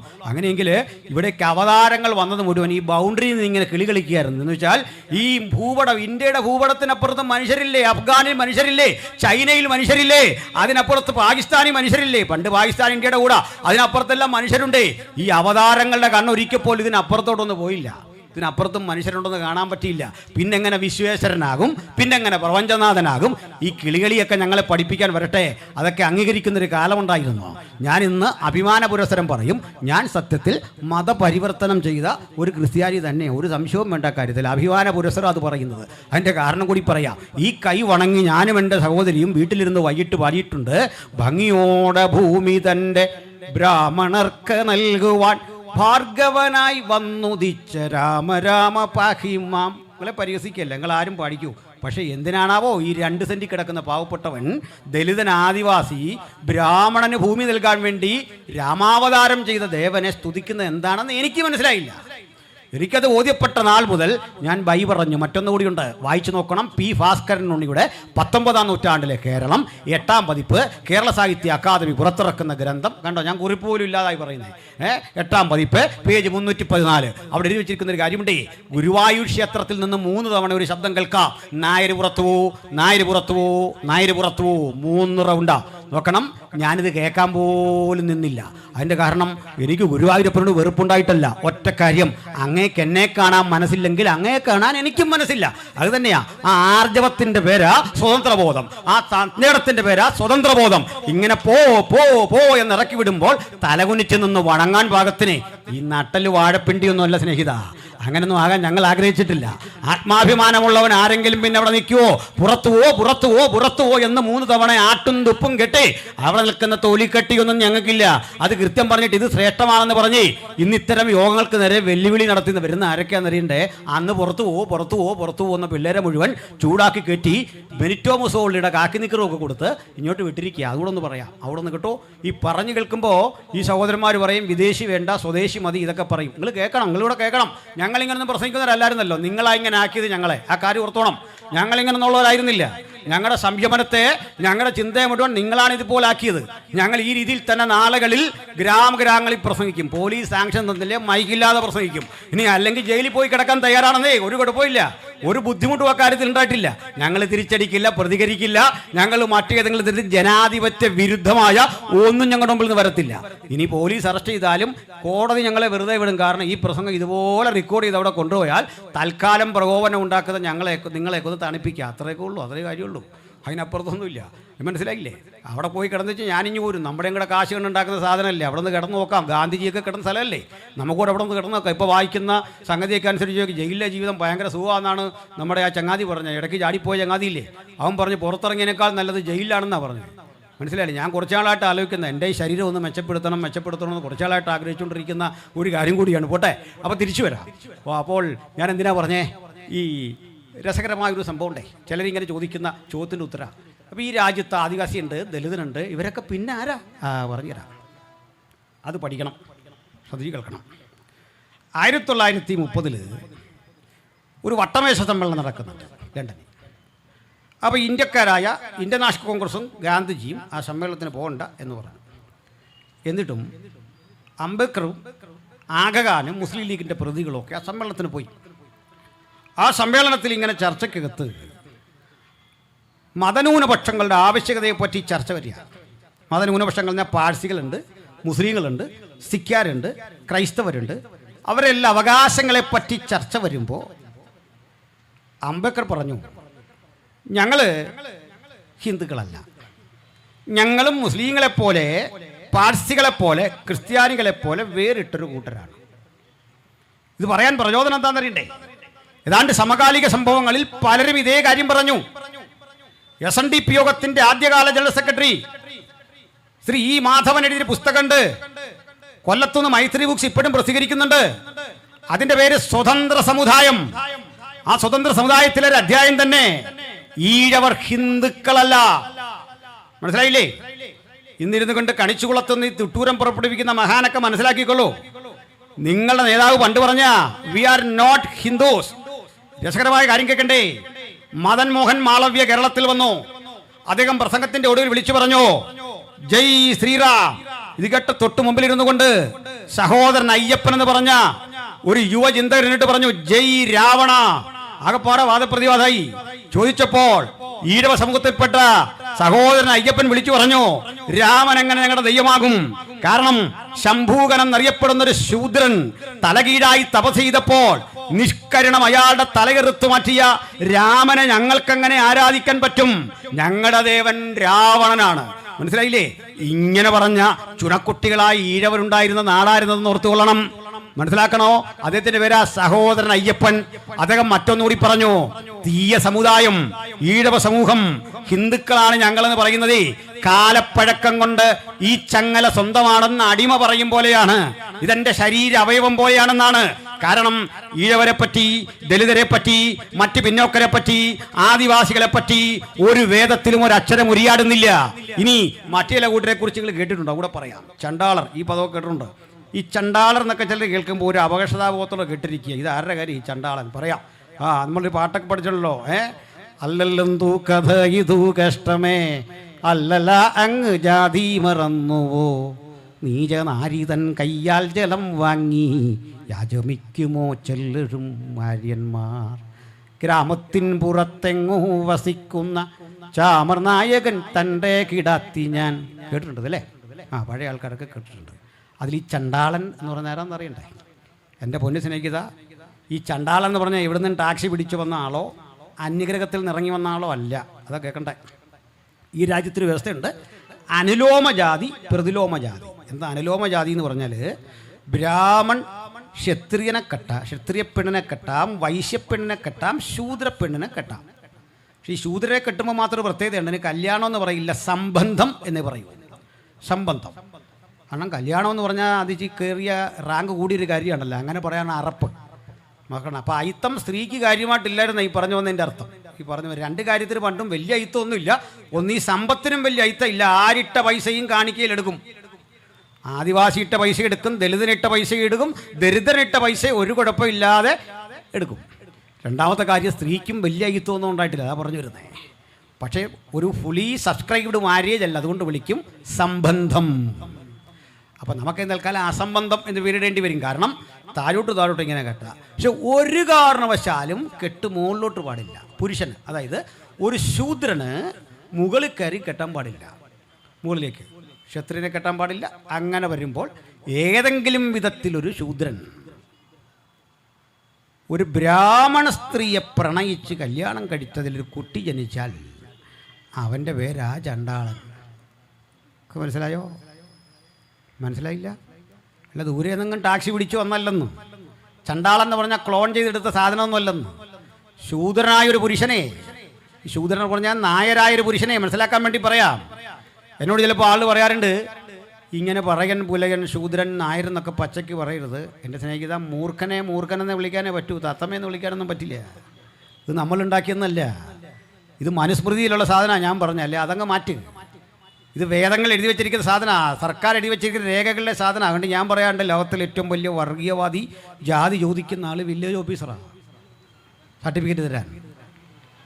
മനസ്സിലായില്ലേ? ഞാനുണ്ടാക്കിയല്ല.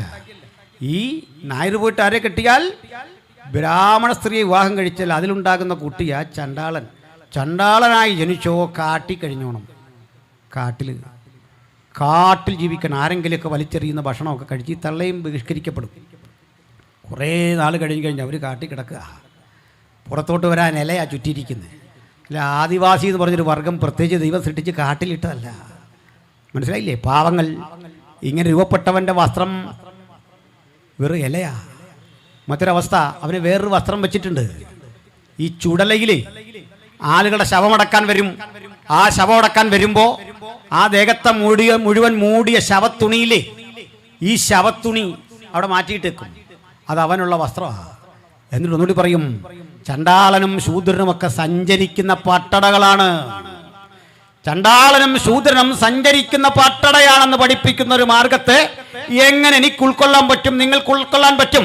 അതുകൊണ്ട് ആദ്യം നന്നാകേണ്ടത് ഇത്തരം കിതാബുകളാണ്, ഇത്തരം ആശയ സംഹിതകളാണ്.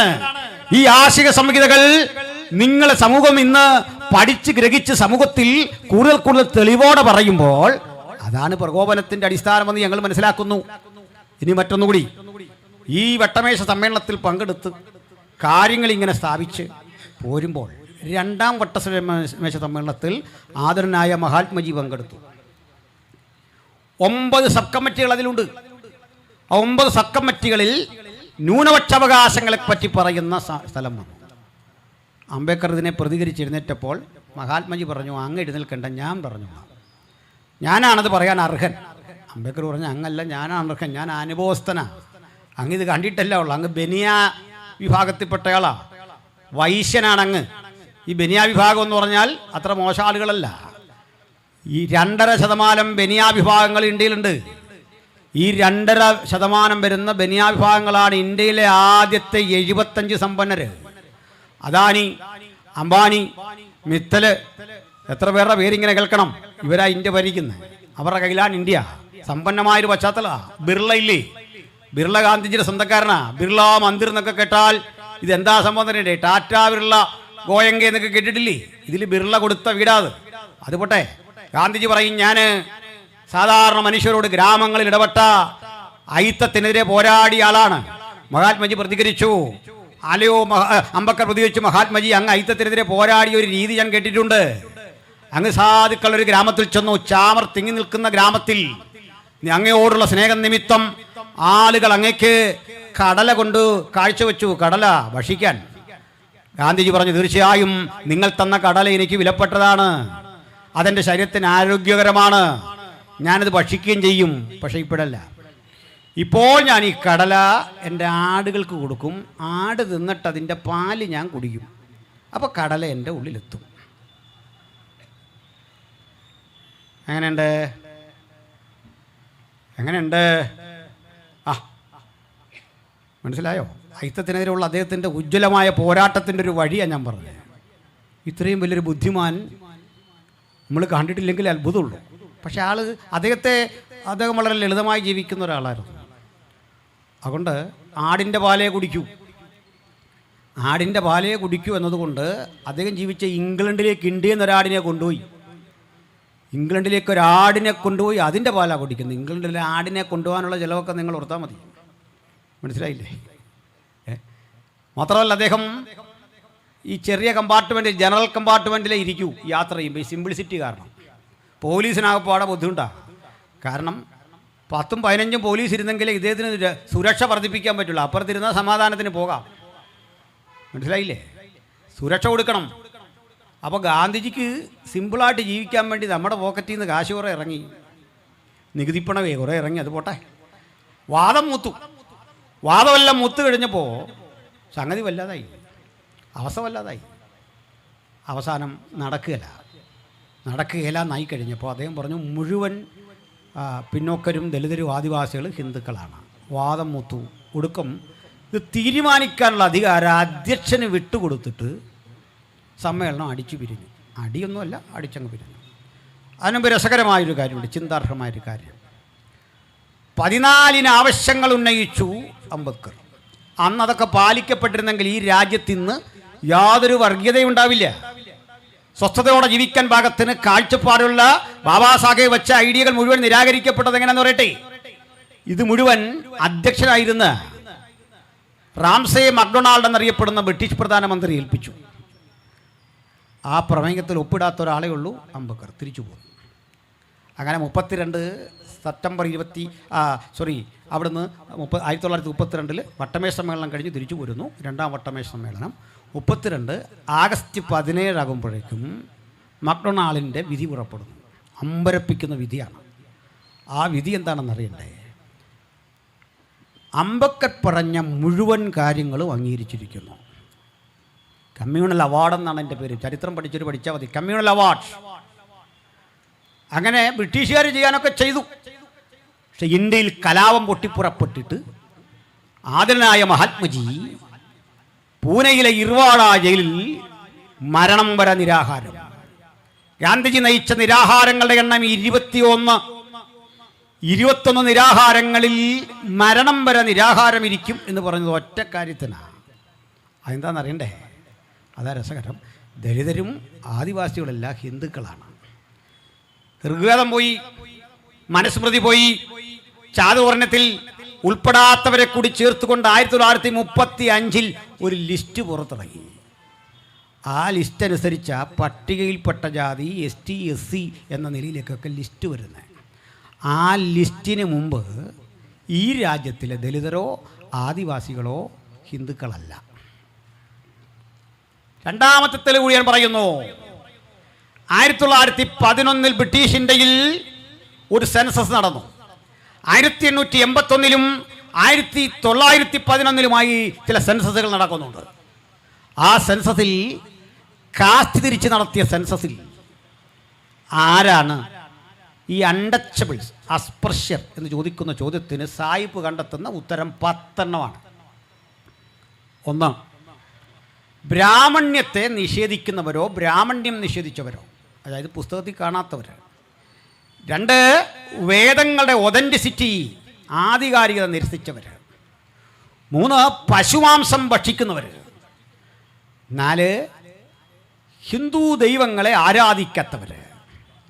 വീണ്ടും പശുമാംസം ഭക്ഷിക്കുന്ന ആളുകൾ മാത്രമല്ല, പൊളൂട്ടഡ് ആക്കുന്നവർ, മലിനപ്പെടുത്തുന്നവർ. ഇങ്ങനെ 8-10 നിബന്ധനകൾ കൃത്യമായി രേഖപ്പെടുത്തി വച്ചു. ഇങ്ങനെയാണ് ഈ പൊളൂട്ടഡ് കമ്മ്യൂണിറ്റിയെ കണ്ടുപിടിക്കുന്നത്. അതാണ് കാര്യങ്ങളുടെ കിടപ്പ്. എന്തിനാണ് ഇത്രയും ബോധ്യപ്പെടുത്തിയത്? ഇവരൊന്നും ഒരിക്കലും ധരിച്ചില്ല ഞങ്ങൾ ഹിന്ദുക്കളാണെന്ന്. അവരെ ആരാണ് ഇതാക്കിയത്? എല്ലാം പോകട്ടെ. ഇനിയിപ്പോൾ വന്ദനാ ഫ്രാൻസിസും പ്രീതി മേരിയും ഇവരെ മതം മാറ്റുകയല്ല. മതം മാറ്റാൻ അവർ മതത്തിൻ്റെ ഭാഗമല്ല.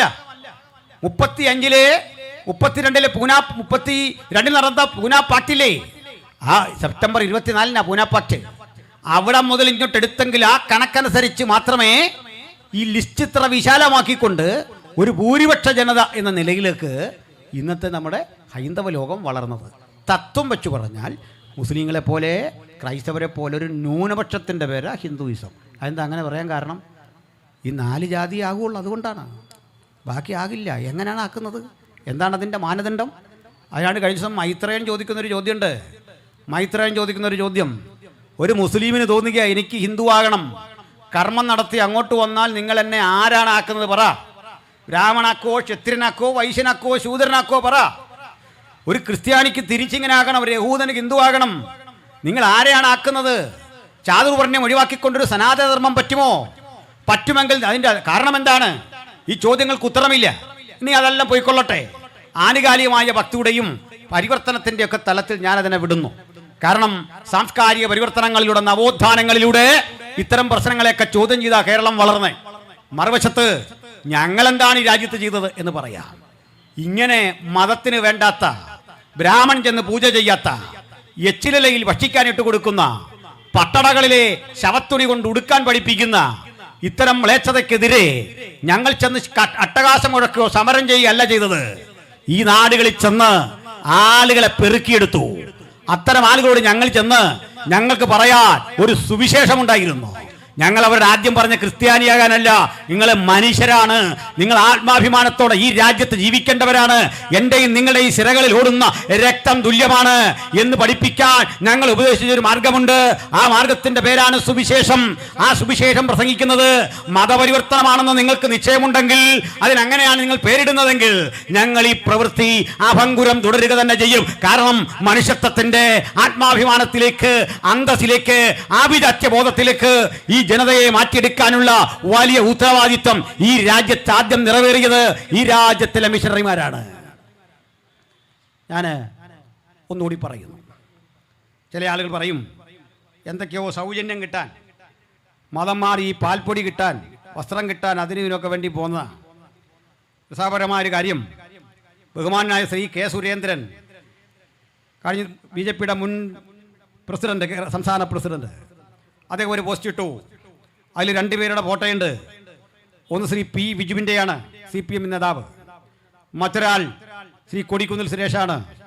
ഈ 2 പേരുടെ ചിത്രമിട്ടിട്ട് പറയാണ്, ഇതാ സംവരണം തട്ടിയെടുക്കുന്നു, ഇവർ ക്രിസ്ത്യാനികളാണ്, പേര് കൊണ്ട് ഇവർ ഹിന്ദുക്കളാണ്, എന്നിട്ട് ഇതാ സംവരണം തട്ടിയെടുക്കുന്നു എന്ന് പറഞ്ഞുകൊണ്ട് സനാതന ധർമ്മത്തിന് വേണ്ടി വാദിക്കുമ്പോൾ, പ്രിയപ്പെട്ട സുരേന്ദ്ര, താങ്കളെപ്പോലും സനാതനധർമ്മം കാലുകൊണ്ടടിച്ച് പുറത്തു കളഞ്ഞിരുന്നൊരു കാലമുണ്ടായിരുന്ന കാര്യം താങ്കൾ വിസ്മരിച്ചു പോരുന്നു.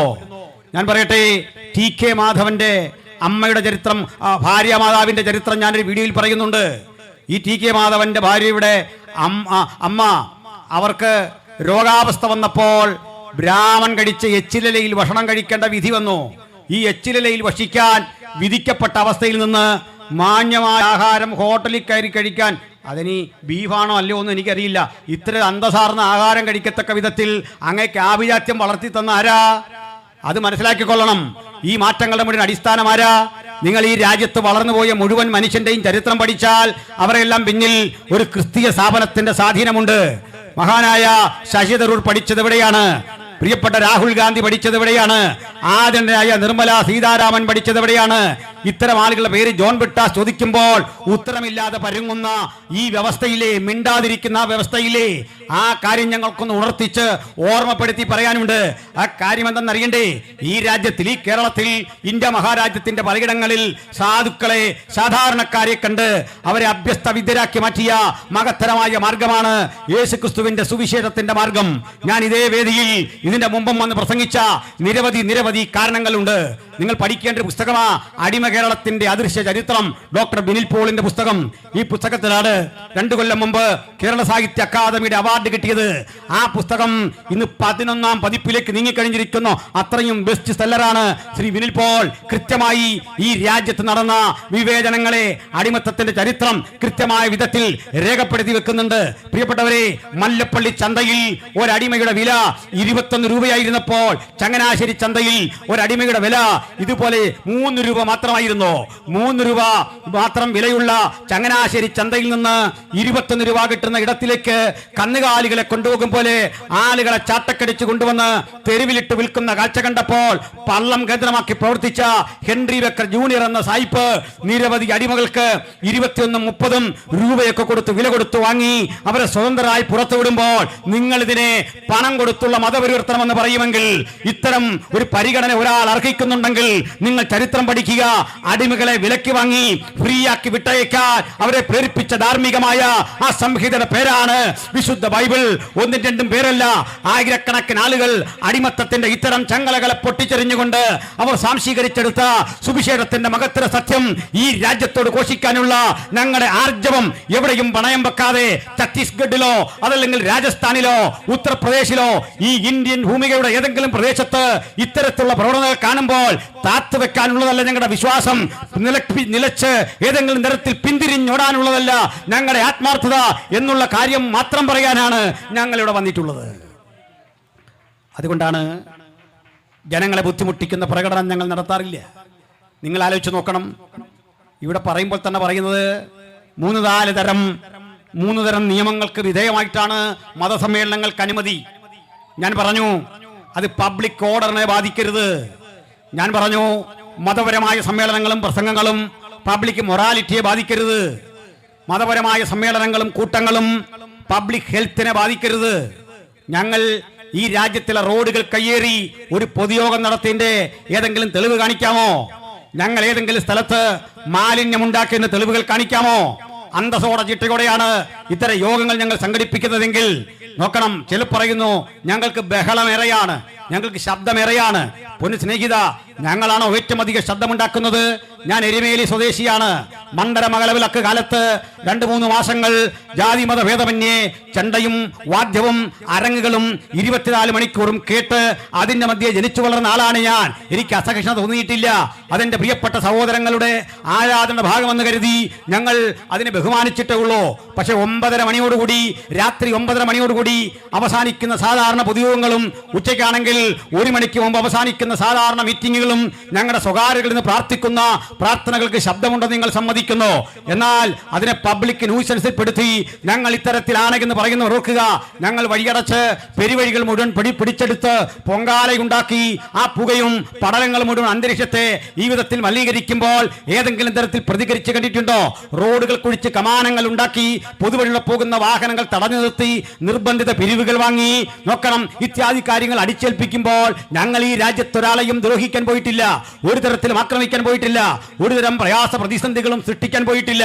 മറിച്ച് സമാധാനപൂർണമായി ഈ രാജ്യത്ത് ജീവിച്ച് ഭരണഘടനാ നിബദ്ധമായ ഉത്തരവാദിത്തങ്ങൾ നിറവേറുന്ന ഒരു സമൂഹം എന്ന നിലയിൽ മാത്രമാണ് ഇവിടെ വർത്തിച്ചിട്ടുള്ളത് എന്ന കാര്യം പറയാൻ ഞങ്ങൾ അമാന്തിക്കുന്നില്ല. സുവിശേഷം ഈ രാജ്യത്തിലേക്ക് വന്ന് എന്ത് ചെയ്തു? ഞാൻ പറഞ്ഞു സതിയുടെ നിരോധനം. ഇത് ബ്രിട്ടീഷുകാർ ചെയ്തല്ല, ബ്രിട്ടീഷുകാർക്കൊപ്പം വന്ന മിഷണറിമാർ. നിങ്ങൾക്കറിയണ്ടേ, ബ്രിട്ടീഷുകാരെയും ഈ രാജ്യത്തിലേക്ക് വന്ന മിഷണറിമാരെയും നിങ്ങൾ രണ്ടായി കണ്ടുപിടിക്കണം ചരിത്രം. ബ്രിട്ടീഷുകാർ കൊള്ളയിടാൻ വന്നപ്പോൾ ഹെൻറി ബേക്കറെ പോലെ, ബഹുമാനായ ഹെർമൻ ഗുണ്ടറ്റിനെ പോലെ, ആദരണീയനായ നമ്മുടെ വില്യം ഗേരിയെ പോലെ 100 കണക്കിന് സുവിശേഷകർ ഈ രാജ്യത്തിലേക്ക് ഇംഗ്ലണ്ടിലും സ്കോട്ട്ലാൻഡിലും ഒക്കെ തങ്ങൾക്കുണ്ടായിരുന്ന സ്വത്തും സൗകര്യങ്ങളൊക്കെ വിറ്റ് കിട്ടിയ പണം കൊണ്ട് ഇന്ത്യയിൽ വന്ന് കഷ്ടപ്പെട്ട് ഇവിടെ പ്രവർത്തിച്ച് ഇവിടെ തന്നെ മരിച്ചടങ്ങിയവരാണ്. അവരൊരു തുണ്ട് ഭൂമിയും കൊണ്ടുപോയില്ല, ഇവിടുന്ന് ഒരു നാണയവും കൊണ്ടുപോയില്ല. അവരുടെ കഴിവും പ്രാപ്തിയും ഈ രാജ്യത്തിന്റെ ഗുണഗണങ്ങൾക്ക് വേണ്ടി ഉപയോഗിച്ച ചരിത്രമാണ് നമുക്ക് കാണാനായിട്ട് സാധിക്കുന്നത്. ഹെൻറി ബേക്കർ വന്നിരുന്നില്ലെങ്കിൽ ഇത്തരമൊരു തൊടുപുഴയുടെ ചരിത്രം മറ്റൊന്നായി തീരുമായിരുന്നു. പള്ളത്ത് ഹെൻറി ബേക്കർ ജൂനിയർ വന്നിരുന്നില്ലെങ്കിൽ കോട്ടയം പോലൊരു സിറ്റി, ആ സിറ്റി നോക്കിക്കൊണ്ട് നമ്മൾ ഇന്ന് ബേക്കർ ജംഗ്ഷൻ എന്നൊക്കെ പറയുമല്ലോ. ഈ രാജ്യത്തിന്റെ നിർമ്മിതിയിൽ ഞങ്ങൾ വഹിച്ച പങ്ക് എന്തെന്ന് ഇനിയും പറഞ്ഞു തരണമോ? ഇവിടെ ശശികല ടീച്ചറും മറ്റും ബഹുമാനപ്പെട്ട മദർ തെരേസയെ ആക്ഷേപിച്ചുകൊണ്ട് മതപരിവർത്തനം നടത്തുന്ന ഒരു സ്ത്രീ എന്ന് പറയുമ്പോൾ നിങ്ങൾ ഒരിക്കലെങ്കിലും വന്നിട്ടുണ്ടെങ്കിലും ഈ സ്ഥാപനം ഒന്ന് സന്ദർശിക്കണം. വേണ്ട, അവിടെ വരെ പോകാൻ നിങ്ങൾക്ക് മടിയുണ്ടെങ്കിൽ കത്തോലിക്ക സഹോദരങ്ങൾ കണ്ണൂരിൽ കന്റോൺമെന്റിന് അടുത്ത് നടത്തുന്ന ഒരു സ്ഥാപനം മദർ തെരേസയുടെ ഒരു ബ്രാഞ്ച്, ഒരു ശാഖ പ്രവർത്തിക്കുന്നുണ്ട്. എൻ്റെ മാസ്റ്റർ ഡിഗ്രി പഠനവുമായി MSW പഠനവുമായി ബന്ധപ്പെട്ട് ഗവേഷണാർത്ഥം ഞാൻ ഈ സ്ഥലത്തേക്ക് ചെല്ലുമ്പോൾ അവരുടെ പുരോഹിതൻ 28-29 വയസ്സ് മാത്രം പ്രായമുള്ള ഒരു പുരോഹിതൻ വന്നെന്നെ കൈക്കൊണ്ടു. അതിനകത്തേക്ക് കയറി നോക്കണം. ആ കിടക്കുന്ന നിരവധി രോഗികൾ, പലതരത്തിൽ ബുദ്ധി കൈവരിക്കാത്ത, ബുദ്ധി വികാസം കൈവരിക്കാത്ത നിരവധി ആളുകൾ. അവരരികിലേക്ക് ചെന്നിട്ട് അവരെ തലോടുന്നു, അവരുടെ മുറിവ് കഴുകി കിട്ടുന്നു. അവർക്ക് യാതൊരു ശമ്പളവും കിട്ടിയിട്ടല്ല ഈ കഠിനാധ്വാനത്തിലൂടെ ഈ ആളുകളെ പരിരക്ഷിക്കുന്നത്. മുമ്പ് ഞാൻ പറഞ്ഞു, ആടിന് കടല കൊടുത്തിട്ട് ആട് കഴിച്ച കടലയ്ക്ക് ശേഷം ആ പാൽ കറന്നെടുത്ത് കുടിച്ചുകൊള്ളാം എന്ന് പറയുന്ന കാപഡ്യമല്ല ഈ സിസ്റ്റേഴ്സ് പോയി ചെയ്തത്. ഈ സ്ഥലങ്ങളിലൊക്കെ ഈ സിസ്റ്റേഴ്സിനെ കുറിച്ച് നിങ്ങൾ പഠിക്കണം.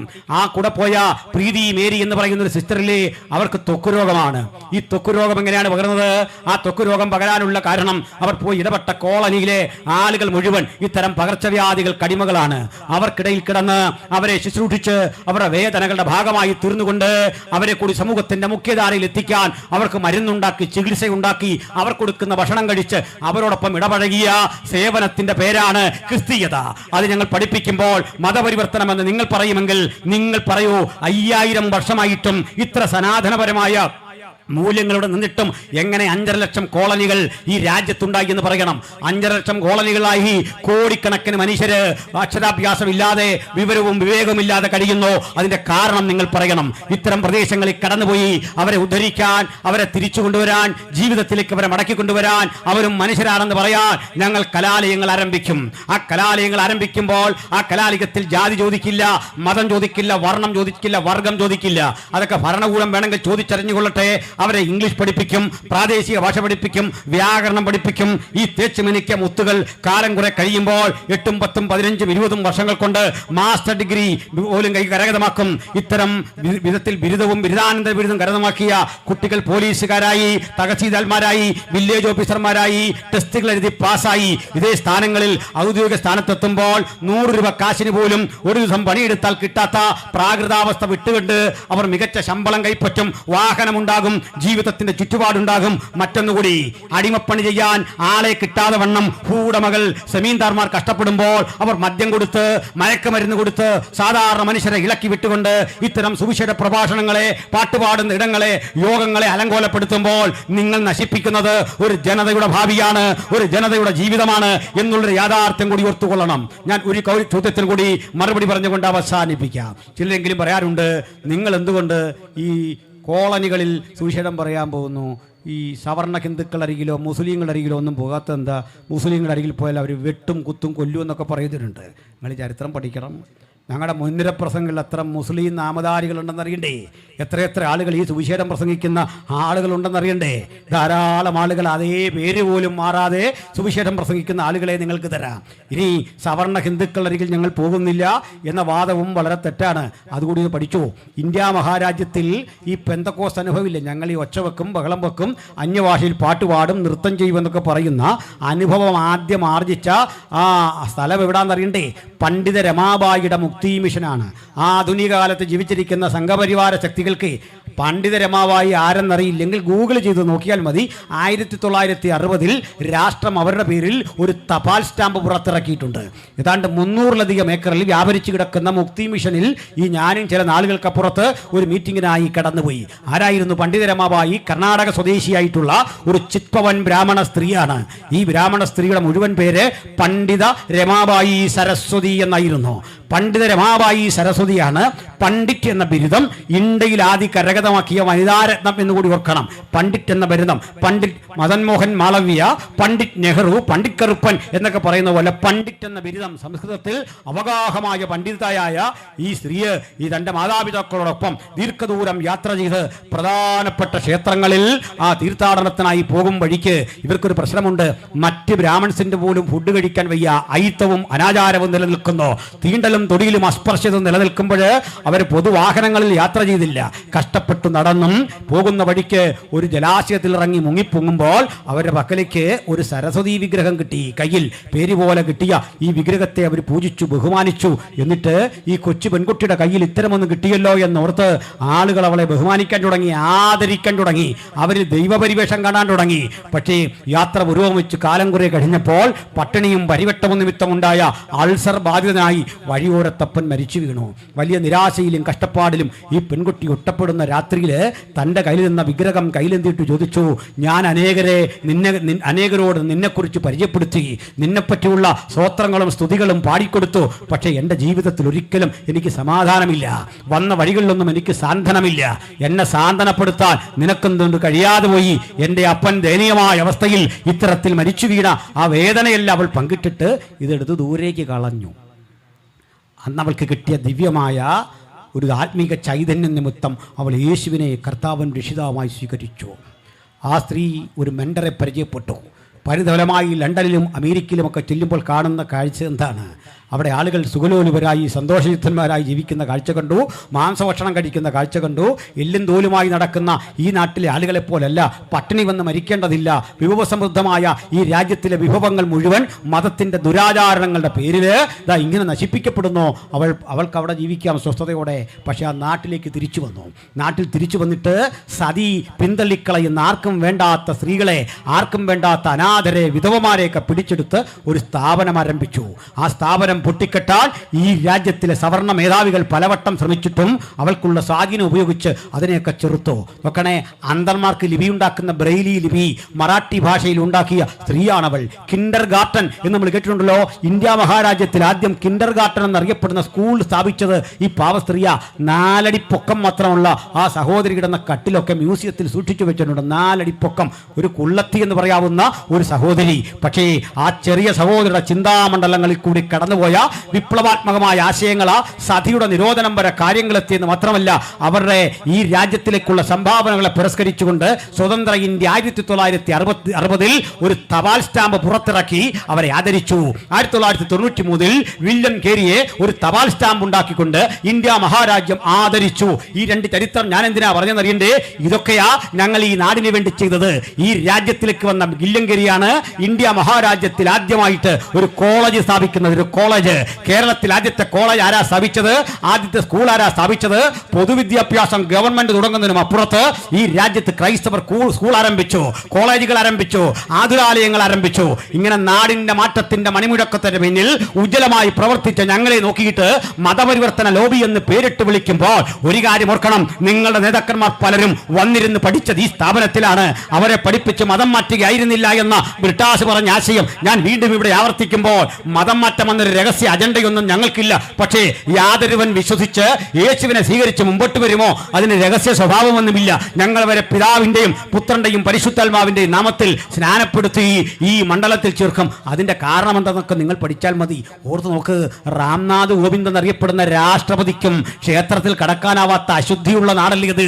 ഇന്ത്യയുടെ പ്രഥമ പൗരന്റെ അവസ്ഥ ഇതാണെങ്കിൽ ഇത് കേൾക്കുന്ന എന്റെ പ്രിയപ്പെട്ട ചോദിക്കട്ടെ, സെന്റ് പീറ്റേഴ്സ്ബർഗ് ഉൾപ്പെടെ ലോകത്തിലെ ഏതെങ്കിലും ക്രിസ്തീയ പള്ളിയിൽ ഏത് ആദിവാസിക്കും കയറാം, ഏത് സാധാരണക്കാരനും കയറാം, ഏത് ദലിതനും കയറാം. മാന്യമായ വസ്ത്രധാരണത്തോടുകൂടി മര്യാദകൾ പാലിച്ചുകൊണ്ട് നിങ്ങൾക്ക് കടക്കാൻ പറ്റാത്ത ഒരു ക്രിസ്തീയ ദേവാലയം ലോകത്തില്ല. മഹത്തരമായ ഈ ആശയം, മനുഷ്യൻ ഒന്നാണെന്ന് പറഞ്ഞ ഈ ആശയം, സമത്വവും സാഹോദര്യവും ലോകത്തിന്റെ മുമ്പിൽ വെച്ച ആശയം, കൊച്ചുകുട്ടിക്ക് പോലും അതിന്റെ വില കൊടുത്ത ഈ ആശയം, അതിനെ പ്രസംഗിക്കുന്ന ഞങ്ങളുടെ ആ നീക്കവും ഞങ്ങളുടെ സമീപനവും മനുഷ്യത്വപരമാണെന്ന് കണ്ടുകൊണ്ട് ആളുകൾ നിരന്തരം ഇതിന്റെ പക്ഷത്തേക്ക് അടുത്തു വരുന്നത്. മറ്റൊരു കാര്യം കൂടി പ്രിയപ്പെട്ടവരെ, ഇനി ഒരു ചോദ്യം കൂടി എനിക്ക് ബഹുമാനപ്പെട്ട സംഘപരിവാർ സുഹൃത്തുക്കളോടുണ്ട്. നിങ്ങളുടെ ഏത് ഗ്രന്ഥത്തിലാണ് തൊഴിൽ ചെയ്യുന്നവനെ ബഹുമാനിച്ചിട്ടുള്ളത്?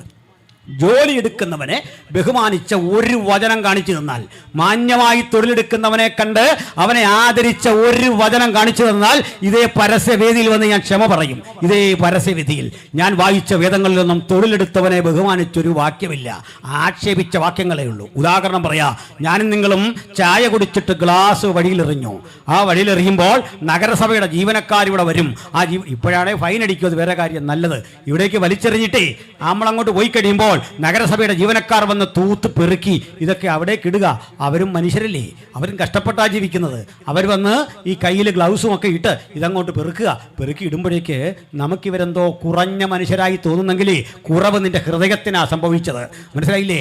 ഇങ്ങനെ പേപ്പറും മാലിന്യവും ഇട്ട് നാടിനെ അശുദ്ധനാക്കുന്നവൻ സാറാണെന്ന്, അവൻ മാന്യനാണെന്ന് നോക്കണം. നാടിനെ അശുദ്ധമാക്കുന്നവൻ മാന്യനും അശുദ്ധി പെറുക്കിക്കളയുന്നവൻ തോട്ടി എന്ന് വിളിച്ച മോശപ്പെട്ട സംസ്കാരമല്ലേ സനാതനം പഠിപ്പിച്ചത്? ഇവിടെ എവിടെയാ മനുഷ്യന് പരിഗണന കൊടുത്തത്? പുരോഹിതന്മാർക്കല്ലാതെ ബ്രാഹ്മണിക്കൽ പുരോഹിതന്മാർക്കും ക്ഷത്രിയ രാജാക്കന്മാർക്കും ഒഴികെ വേറെ ആർക്കാണ് ഇവിടെ പദവിയും പരിഗണനയും കൊടുത്തതെന്ന് നിങ്ങളൊന്ന് പറഞ്ഞു പഠിപ്പിച്ചാൽ കൊള്ളാം. ഞാൻ പറയട്ടെ, മുടി വെട്ടുന്നവനെ ബഹുമാനിച്ചിട്ടുണ്ടോ ഈ രാജ്യം? ഒരു ഡോക്ടർ ചെയ്യുന്ന സേവനം പോലെ നിന്നെ സുന്ദരനാക്കാൻ സുമുഖനാക്കാൻ വേണ്ടി പണിയെടുക്കുന്ന ക്ഷുരകനെ എന്ത് പേരിട്ടാ വിളിച്ചത്? അമ്പട്ടരെന്ന് വിളിച്ച് ആക്ഷേപിക്കില്ലേ? ആ മഹത്തരമായ ജോലിയെ ആക്ഷേപിച്ചിട്ടില്ലേ? പണിയെടുക്കുന്ന പാവപ്പെട്ടവനെ ആക്ഷേപിച്ചിട്ടില്ലേ? വയലിൽ പണിയെടുക്കുന്നവനെ ആക്ഷേപിച്ചിട്ടില്ലേ? അവനെ നിനക്കന്നം വിളയിക്കുന്ന പാവപ്പെട്ടവനെ ചാട്ടവാറുകൊണ്ട് നിരന്തരം തല്ലി പരിക്കേൽപ്പിച്ചിട്ടില്ലേ? അന്നം വിളയിക്കുന്ന പാവപ്പെട്ടവനെ, പണിയെടുക്കുന്നവനെ, റോഡരികിൽ കഷ്ടപ്പെടുന്നവനെ നിർദാക്ഷിണ്യം കൊലപ്പെടുത്തിയ ക്രൂരതയുടെ പേരല്ലേ സനാതനം? ഇത്തരം സനാതനങ്ങളെ മുഴുവൻ കടപുഴകിക്കൊണ്ട് ഞങ്ങൾ മഹത്തരമായ ഒരു ആശയം പറയും. ലോകത്തിന്റെ ചരിത്രത്തിൽ പണിയെടുത്തവനെ, മുക്കുവ തൊഴിലാളിയെ, കഷ്ടപ്പെടുന്നവനെ, അധ്വാനിക്കുന്നവനെ സ്വന്തം ജീവിതത്തിലോട് ചേർത്ത് നിർത്തി മാറോറണച്ച മഹത്തര പ്രത്യയശാസ്ത്രത്തിന്റെ പേരാ സുവിശേഷം. ഗലീലിയ കടൽക്കരയിൽ തിരസ്കരിക്കപ്പെട്ട മത്സ്യബന്ധന തൊഴിലാളികളെ, പാവപ്പെട്ട മനുഷ്യരെ സ്വന്തം ജീവിതത്തോട് ചേർത്ത് പിടിക്കുമ്പോൾ കാണികൾ പറയുന്നുണ്ടേ, അങ്ങേക്ക് പ്രസിദ്ധനാകണമെന്നുണ്ടെങ്കിൽ യെരുശലേമിൽ പോയാൽ കൂടെ സമ്പദ്സമൃദ്ധമായ യെരുശലേമിൽ ചെന്നാൽ ആയിരങ്ങൾ നിന്റെ പേരിൽ അണിനിരക്കുമെന്ന് ആളുകൾ പറഞ്ഞിട്ടും അതൊന്നും കേൾക്കാൻ താല്പര്യം കാണിക്കാത്ത എന്റെ ഗുരു ഗലീലിയ എന്നറിയപ്പെടുന്ന അപരിഷ്കൃതമായ ഒരു ഗ്രാമത്തിലെ ഒരു കടലോരത്ത് നിന്നോട്ട് വിളിച്ചു പറഞ്ഞ വാക്കുകൾ ഇന്നും സുവർണ ലിപികളിൽ ചരിത്രം രേഖപ്പെടുത്തിയിട്ടുണ്ട്. കാലങ്ങൾ ഇപ്പുറത്തു നിന്ന് മാർച്ച് വിളിച്ചു പറഞ്ഞു, സർവ്വരാജ്യ തൊഴിലാളികളെ സംഘടിപ്പിക്കുകയും മാർച്ച് സർവ്വരാജ്യ തൊഴിലാളികളെ സംഘടിക്കാൻ പറയുന്നതിനപ്പുറത്ത് മുമ്പ്, കാലങ്ങൾക്കപ്പുറത്ത് മുമ്പ് തരള് ഹൃദയനായ ക്രിസ്തു ആധികാരികതയോട് വിളിച്ചു പറഞ്ഞു, അധ്വാനിക്കുന്നവരും ഭാരം ചുമക്കുന്നവരുമായുള്ളവരെ നിങ്ങൾ എൻ്റെ അരികിൽ വരുവീൻ, ഞാൻ നിങ്ങളെ ആശ്വസിപ്പിക്കുമെന്ന് 2000 ആണ്ടുകൾക്ക് മുമ്പ് വിളിച്ചറിയിച്ച മഹത്തരമായ ആശയങ്ങളുടെ ഉൽപാദന കേന്ദ്രത്തിന്റെ പേരാ ക്രിസ്തു. ഈ ക്രിസ്തുവിനെ ഞങ്ങൾ അഭിമാന പുരസരമാ പ്രസംഗിക്കുന്നത്. ശബ്ദം താഴ്ത്തി യേശുവിനെ കുറിച്ച് പ്രസംഗിക്കേണ്ട ഗതികേട് ഞങ്ങൾക്കുണ്ടായിട്ടില്ല.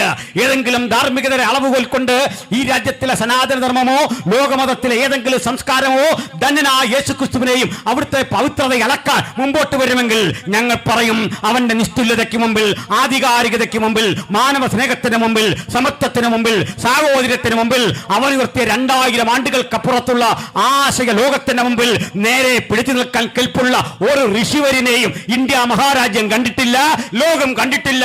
അതുകൊണ്ട് പ്രസംഗിക്കാൻ കൊള്ളാവുന്ന, അനുഗമിക്കാൻ കൊള്ളാവുന്ന ഉജ്ജ്വലനായ, ആത്യന്തികനായ ഈ ദൈവപുത്രനെ നിങ്ങളുടെ മുമ്പിൽ ഒരിക്കൽ കൂടി ഉയർത്തി കട്ടിക്കൊണ്ട് പകരം മരണം വിധിച്ചാലും, ജയിൽ വിധിച്ചാലും, തടവറ വിധിച്ചാലും, കയ്യാമം വിധിച്ചാലും യേശു ഉലകത്തിന്റെ രക്ഷകൻ എന്ന് പ്രസംഗിക്കാനുള്ള ഞങ്ങളുടെ സ്വാതന്ത്ര്യം ഒരിക്കൽ കൂടി അരക്കിട്ടുറപ്പിച്ച് പ്രഖ്യാപിച്ചുകൊണ്ട് ആവർത്തിക്കുന്നു. മറ്റൊരുത്തലിലും രക്ഷയില്ല. നാം രക്ഷിക്കപ്പെടുവാൻ ആകാശത്തിന് കീഴിൽ മനുഷ്യരുടെ ഇടയിൽ നൽകപ്പെട്ട ഏക നാമം യേശുക്രിസ്തുവിന്റെ നാമമാണ്. നോക്കണം, സകല മനുഷ്യർക്കും തൻ്റെ ജീവിതത്തിലേക്ക് സ്വാന്തനത്തിന്റെ കരം നീട്ടിയവനാണ് യേശു. ഞാൻ ഒറ്റ ചിന്ത കൂടി പറയുന്നത്, എൻ്റെ ജോലി അതാണല്ലോ. കേൾക്കണം, നിങ്ങൾ യേശുവിൻ്റെ ജീവചരിത്രം പഠിക്കണം. ആ ജീവചരിത്രത്തിൽ മത്തായിയുടെ സുവിശേഷം എന്നൊന്നുണ്ട്. തലമുറകളുടെ കണക്ക് അവിടെയുണ്ട്. ആ തലമുറയുടെ കണക്കിൽ 4 സ്ത്രീകളുടെ പേരുണ്ട്. ബാക്കിയൊക്കെ പുരുഷന്മാരുടെ പേരാ. അവിടെ പറയുന്ന 4 സ്ത്രീകളുടെ പേരിൽ ഒരാൾ താമാറാണ്, താമാർ. ഇനിയും ഒരാൾ ഊരിയാവിൻ്റെ ഭാര്യ, ഇനിയും ഒരാൾ രാഹാവ് എന്ന വേശ്യ, ഇനിയും ഒരാൾ രൂത്ത്. ഈ സ്ത്രീകളുടെ ഒന്നും ചരിത്രം അത്ര നല്ല ചരിത്രമല്ല. ആ ചരിത്രത്തിൽ വലിയ കളങ്കങ്ങളുണ്ട്. താമാറിൻ്റെ ചരിത്രം നല്ല ചരിത്രമല്ല.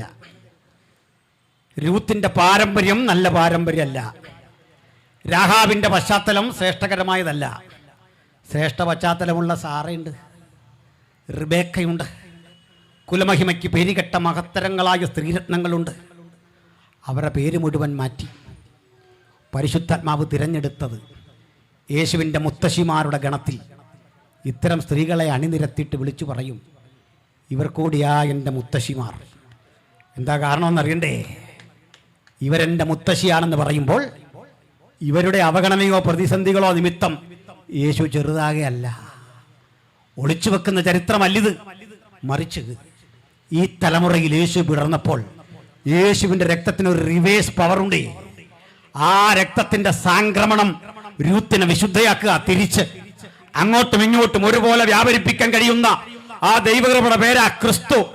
അങ്ങനെ അശുദ്ധരെന്ന് ലോകം വിധിയെഴുതിയ ഈ സ്ത്രീകളും എന്റെ മുതുമുത്തശ്ശിമാരാണെന്ന് അഭിമാന പുരസരം പറഞ്ഞുകൊണ്ടേ അവഗണിക്കപ്പെട്ടവന്, പാർശ്വവൽകൃതന്, പ്രാന്തവൽക്കരിക്കപ്പെട്ടവന്, അരികുവൽക്കരിക്കപ്പെട്ടവന്, സമൂഹത്തിന്റെ എല്ലാ തുറകളിലും നിരാകരിക്കപ്പെട്ടവന്, എന്തിന് 30 വെള്ളിക്കാശിന് ഒറ്റിക്കൊടുത്ത യൂദയ്ക്ക് പോലും സാന്ത്വനം വാഗ്ദാനം ചെയ്ത മഹത്തരമായ സമാധാനത്തിന്റെ ചിന്തയാണ് യേശുക്രിസ്തുവിന്റെ സുവിശേഷം. ചുരുക്കത്തിൽ എതിർക്കാൻ വരുന്നവനെ വാലുകൊണ്ട് വെട്ടുന്ന മാർഗമല്ലിത്, ബോംബെറിയുന്ന മാർഗമല്ലിത്, ആക്രമിക്കുന്ന മാർഗമല്ലിത്.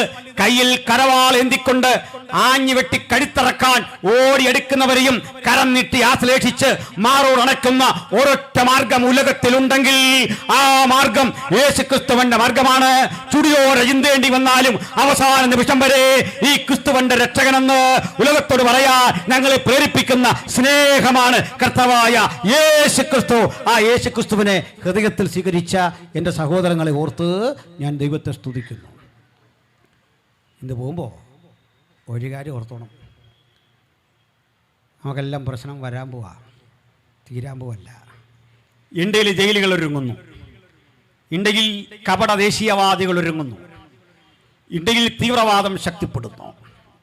ഇത്തരം ജയില് കണ്ടാൽ, ഇത്തരം തീവ്രവാദ സംഭവങ്ങളെ കണ്ടാൽ നാളെ ആക്രമിക്കപ്പെടാൻ ഞാനും നിങ്ങളും സന്നദ്ധരാകേണ്ടി വരും, ആക്രമണത്തിന് വിധേയരാകാൻ എന്നുള്ള നിലയിൽ യേശുവിന് വേണ്ടി സമർപ്പിതരായ ഇന്നിവിടം വിട്ടു പോകാവൂ.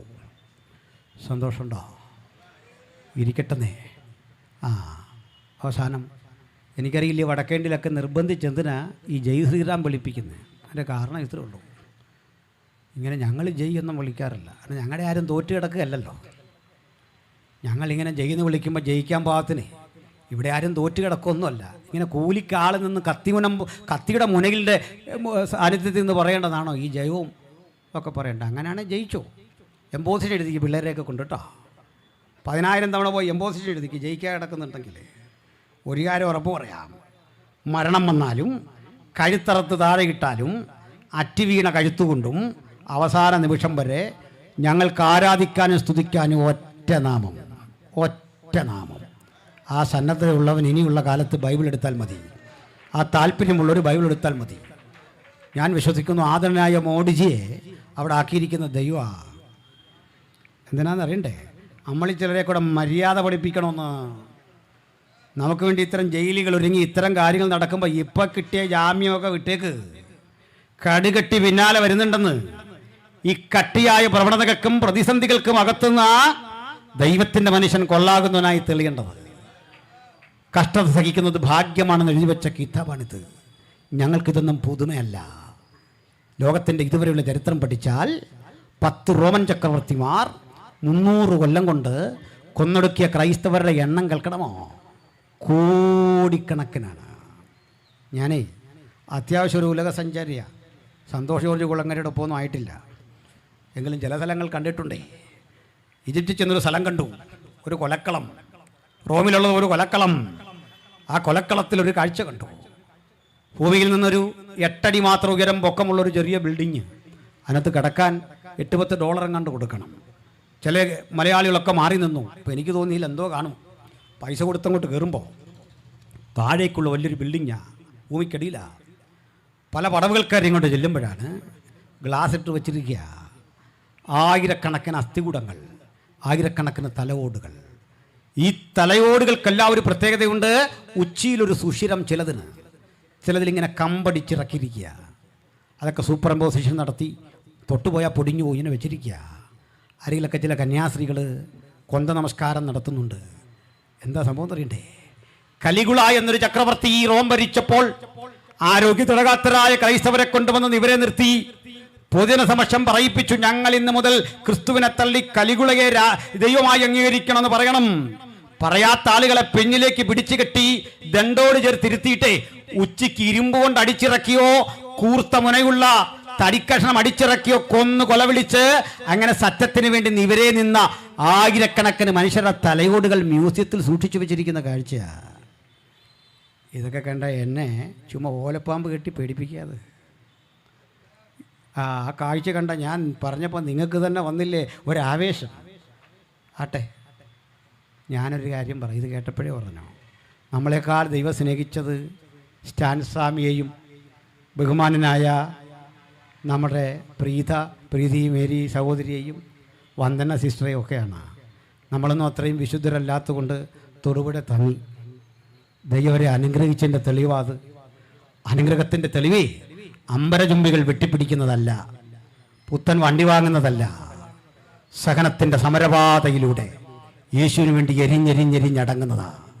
ആട്ടെ, യേശുവിന് വേണ്ടി എരിഞ്ഞടങ്ങാൻ, തിരിച്ചടിക്കാതെ ആയുധമെടുക്കാതെ ആക്രമിച്ചവന് വേണ്ടി അവസാന നിമിഷവും പ്രാർത്ഥിച്ചു പ്രാർത്ഥിച്ചു പ്രാർത്ഥിച്ചു അവനെ മാത്രം എന്നും അവർക്ക് വേണ്ടി പ്രാർത്ഥനയുടെ ഒരു പ്രതികരണവുമില്ലാതെ, ഞാൻ പ്രതികാര ബുദ്ധിയൊന്നുമില്ലാതെ അവർക്ക് വേണ്ടിയും നിലനിൽക്കുമെന്ന ഉറപ്പോടെ മരണം വന്നാലും എനിക്ക് യേശുവിനെ വിട്ടുപോകാൻ കഴിയില്ല എന്ന ഉദാത്ത വിശ്വാസം കൈമുതലാക്കി ഇന്നിവിടം വിട്ടുപോകാൻ ഈ വചനം കേൾക്കുന്നവർക്ക് അത്യുന്നതൻ സംഗതിയാക്കട്ടെ എന്ന് ഞാൻ പ്രാർത്ഥിക്കുന്നു. ആട്ടെ, ഇത്തരമൊരവസ്ഥ എനിക്കും നിങ്ങൾക്കും നാളെ വന്നാൽ ചങ്ക് പതറാതെ അടിപതറാതെ ചങ്കുറപ്പോടെ കരുത്തോടെ ഞാൻ യേശുവിൻ്റെ സാക്ഷിയാകും. ഏത് ഭീഷണിക്കും വഴങ്ങാതെ രക്ഷകനെ തല്ലാതെ നിവര നിൽക്കും. പകരം മരണം വരട്ടെ, ജയിൽ വരട്ടെ, ആപത്ത് വരട്ടെ, വാൾ വരട്ടെ, പ്രതിസന്ധി കൂടാതെ നിവര നിൽക്കും. ഈ ഉറപ്പുള്ളവർ മാത്രം സ്വന്തം മനസാക്ഷിയോട് ചോദിച്ചിട്ട് അവസരം വന്നാൽ അങ്ങയ്ക്ക് വേണ്ടി മരിക്കാനും ഞാനിതാ ഏൽപ്പിച്ചു തരുന്നു. അങ്ങയ്ക്ക് വേണ്ടി സുവിശേഷത്തിനു വേണ്ടി പട്ടിണി കിടക്കാനും ത്യാഗം സഹിക്കാനും ഏൽപ്പിച്ചു തരുന്നു. അങ്ങയ്ക്ക് വേണ്ടി ഒറ്റപ്പെടാനും പരിഹസിക്കപ്പെടാനും ഏൽപ്പിച്ചു തരുന്നു. ആഗ്രഹമുള്ളവർ മാത്രം ഒന്ന് കരമുയർത്തിയട്ടെ. ഉയർത്തപ്പെട്ട കരങ്ങൾ വീണ്ടും അടുത്ത 2 മണിക്കൂർ കൂടി പ്രസംഗിക്കാൻ പുതിയൊരു ആവേശം എന്നിൽ പകരുന്നുണ്ട്. സമയപരിധി കൊണ്ട് ഞാൻ ഇന്ന് അവസാനിപ്പിക്കുന്നു. ഇത് അവസാനിപ്പിക്കുമ്പോൾ പ്രിയപ്പെട്ടവരെ, ഒരു കൺക്ലൂഷൻ 1 മിനിറ്റ് കൊണ്ട് ഇങ്ങനെ പറയട്ടെ. ഞങ്ങളുടെ ശ്രേഷ്ഠ അപ്പോസ്തലനെ ഇതുപോലൊരു കാരാഗൃഹത്തിൽ പിടിച്ചിട്ടു. ആ കാരാഗൃഹത്തിൽ വെച്ച് ഒരു ഉത്തരവ് കൈപ്പറ്റി ഉത്തരവിൽ എഴുതിയിരുന്നു, ഈർച്ചവാളിനാൽ കൊല്ലും. തടിയിറക്കുന്ന വാളുകൊണ്ട് കൊലപ്പെടുത്തുമെന്ന ഉത്തരവ് കൈപ്പറ്റിയപ്പോൾ ആ ഉത്തരവ് കണ്ട് പൊട്ടിക്കരയാതെ വിട്ടുപിരിഞ്ഞ് ക്രിസ്തുവിനോടുകൂടെ ആയിരിക്കും എന്ന് മൊഴിമാറ്റം നടത്തിയ ആ അപ്പോസ്തലൻ ആ ജയിലിൽ നിന്ന് അടുത്ത ഘട്ടം 3 ഫൗണ്ടൻ എന്നറിയപ്പെടുന്ന കൊലക്കളത്തിലേക്ക് വലിച്ചിഴച്ച് ദാരുണമായി കൊല്ലാൻ കൊണ്ടുപോകുമ്പോഴും വിളിച്ചു പറഞ്ഞ കാര്യം, എനിക്ക് ജീവിക്കുന്നത് ക്രിസ്തു, മരിക്കുന്നത് ലാഭം. ജീവിക്കുന്നത് ക്രിസ്തു, മരിക്കുന്നത് ലാഭം. ജീവിക്കുന്ന ക്രിസ്തു, മരിക്കുന്നത് ലാഭം. നമ്മുടെ കർത്താവായ യേശു ക്രിസ്തു മുഖാന്തരം നമുക്ക് ജയം തരുന്ന ദൈവത്തിന് സ്തോത്രം, സ്തോത്രം, സ്തോത്രം. ദൈവം ഈ ദേശത്തെ അനുഗ്രഹിക്കട്ടെ. ഞങ്ങൾക്ക് ആരോടും വൈരാഗ്യമില്ല. ഞങ്ങളെ എതിരിടുന്ന സഹോദരങ്ങളോടും ഹൃദയവിശാലതയുടെ സ്നേഹം മാത്രം. ഉപദ്രവിച്ചവരെയും ദൈവം സമൃദ്ധമായി അനുഗ്രഹിക്കട്ടെ എന്ന് പ്രാർത്ഥിച്ചുകൊണ്ട് ഇത്തരമൊരു സമ്മേളനം സംജാതമാക്കിയ സംഘാടകർക്ക് സർവ്വവിധ നന്ദിയും പറഞ്ഞുകൊണ്ട് ഉപസംഹരിക്കുന്നു. ദൈവം നമ്മെ അനുഗ്രഹിക്കട്ടെ.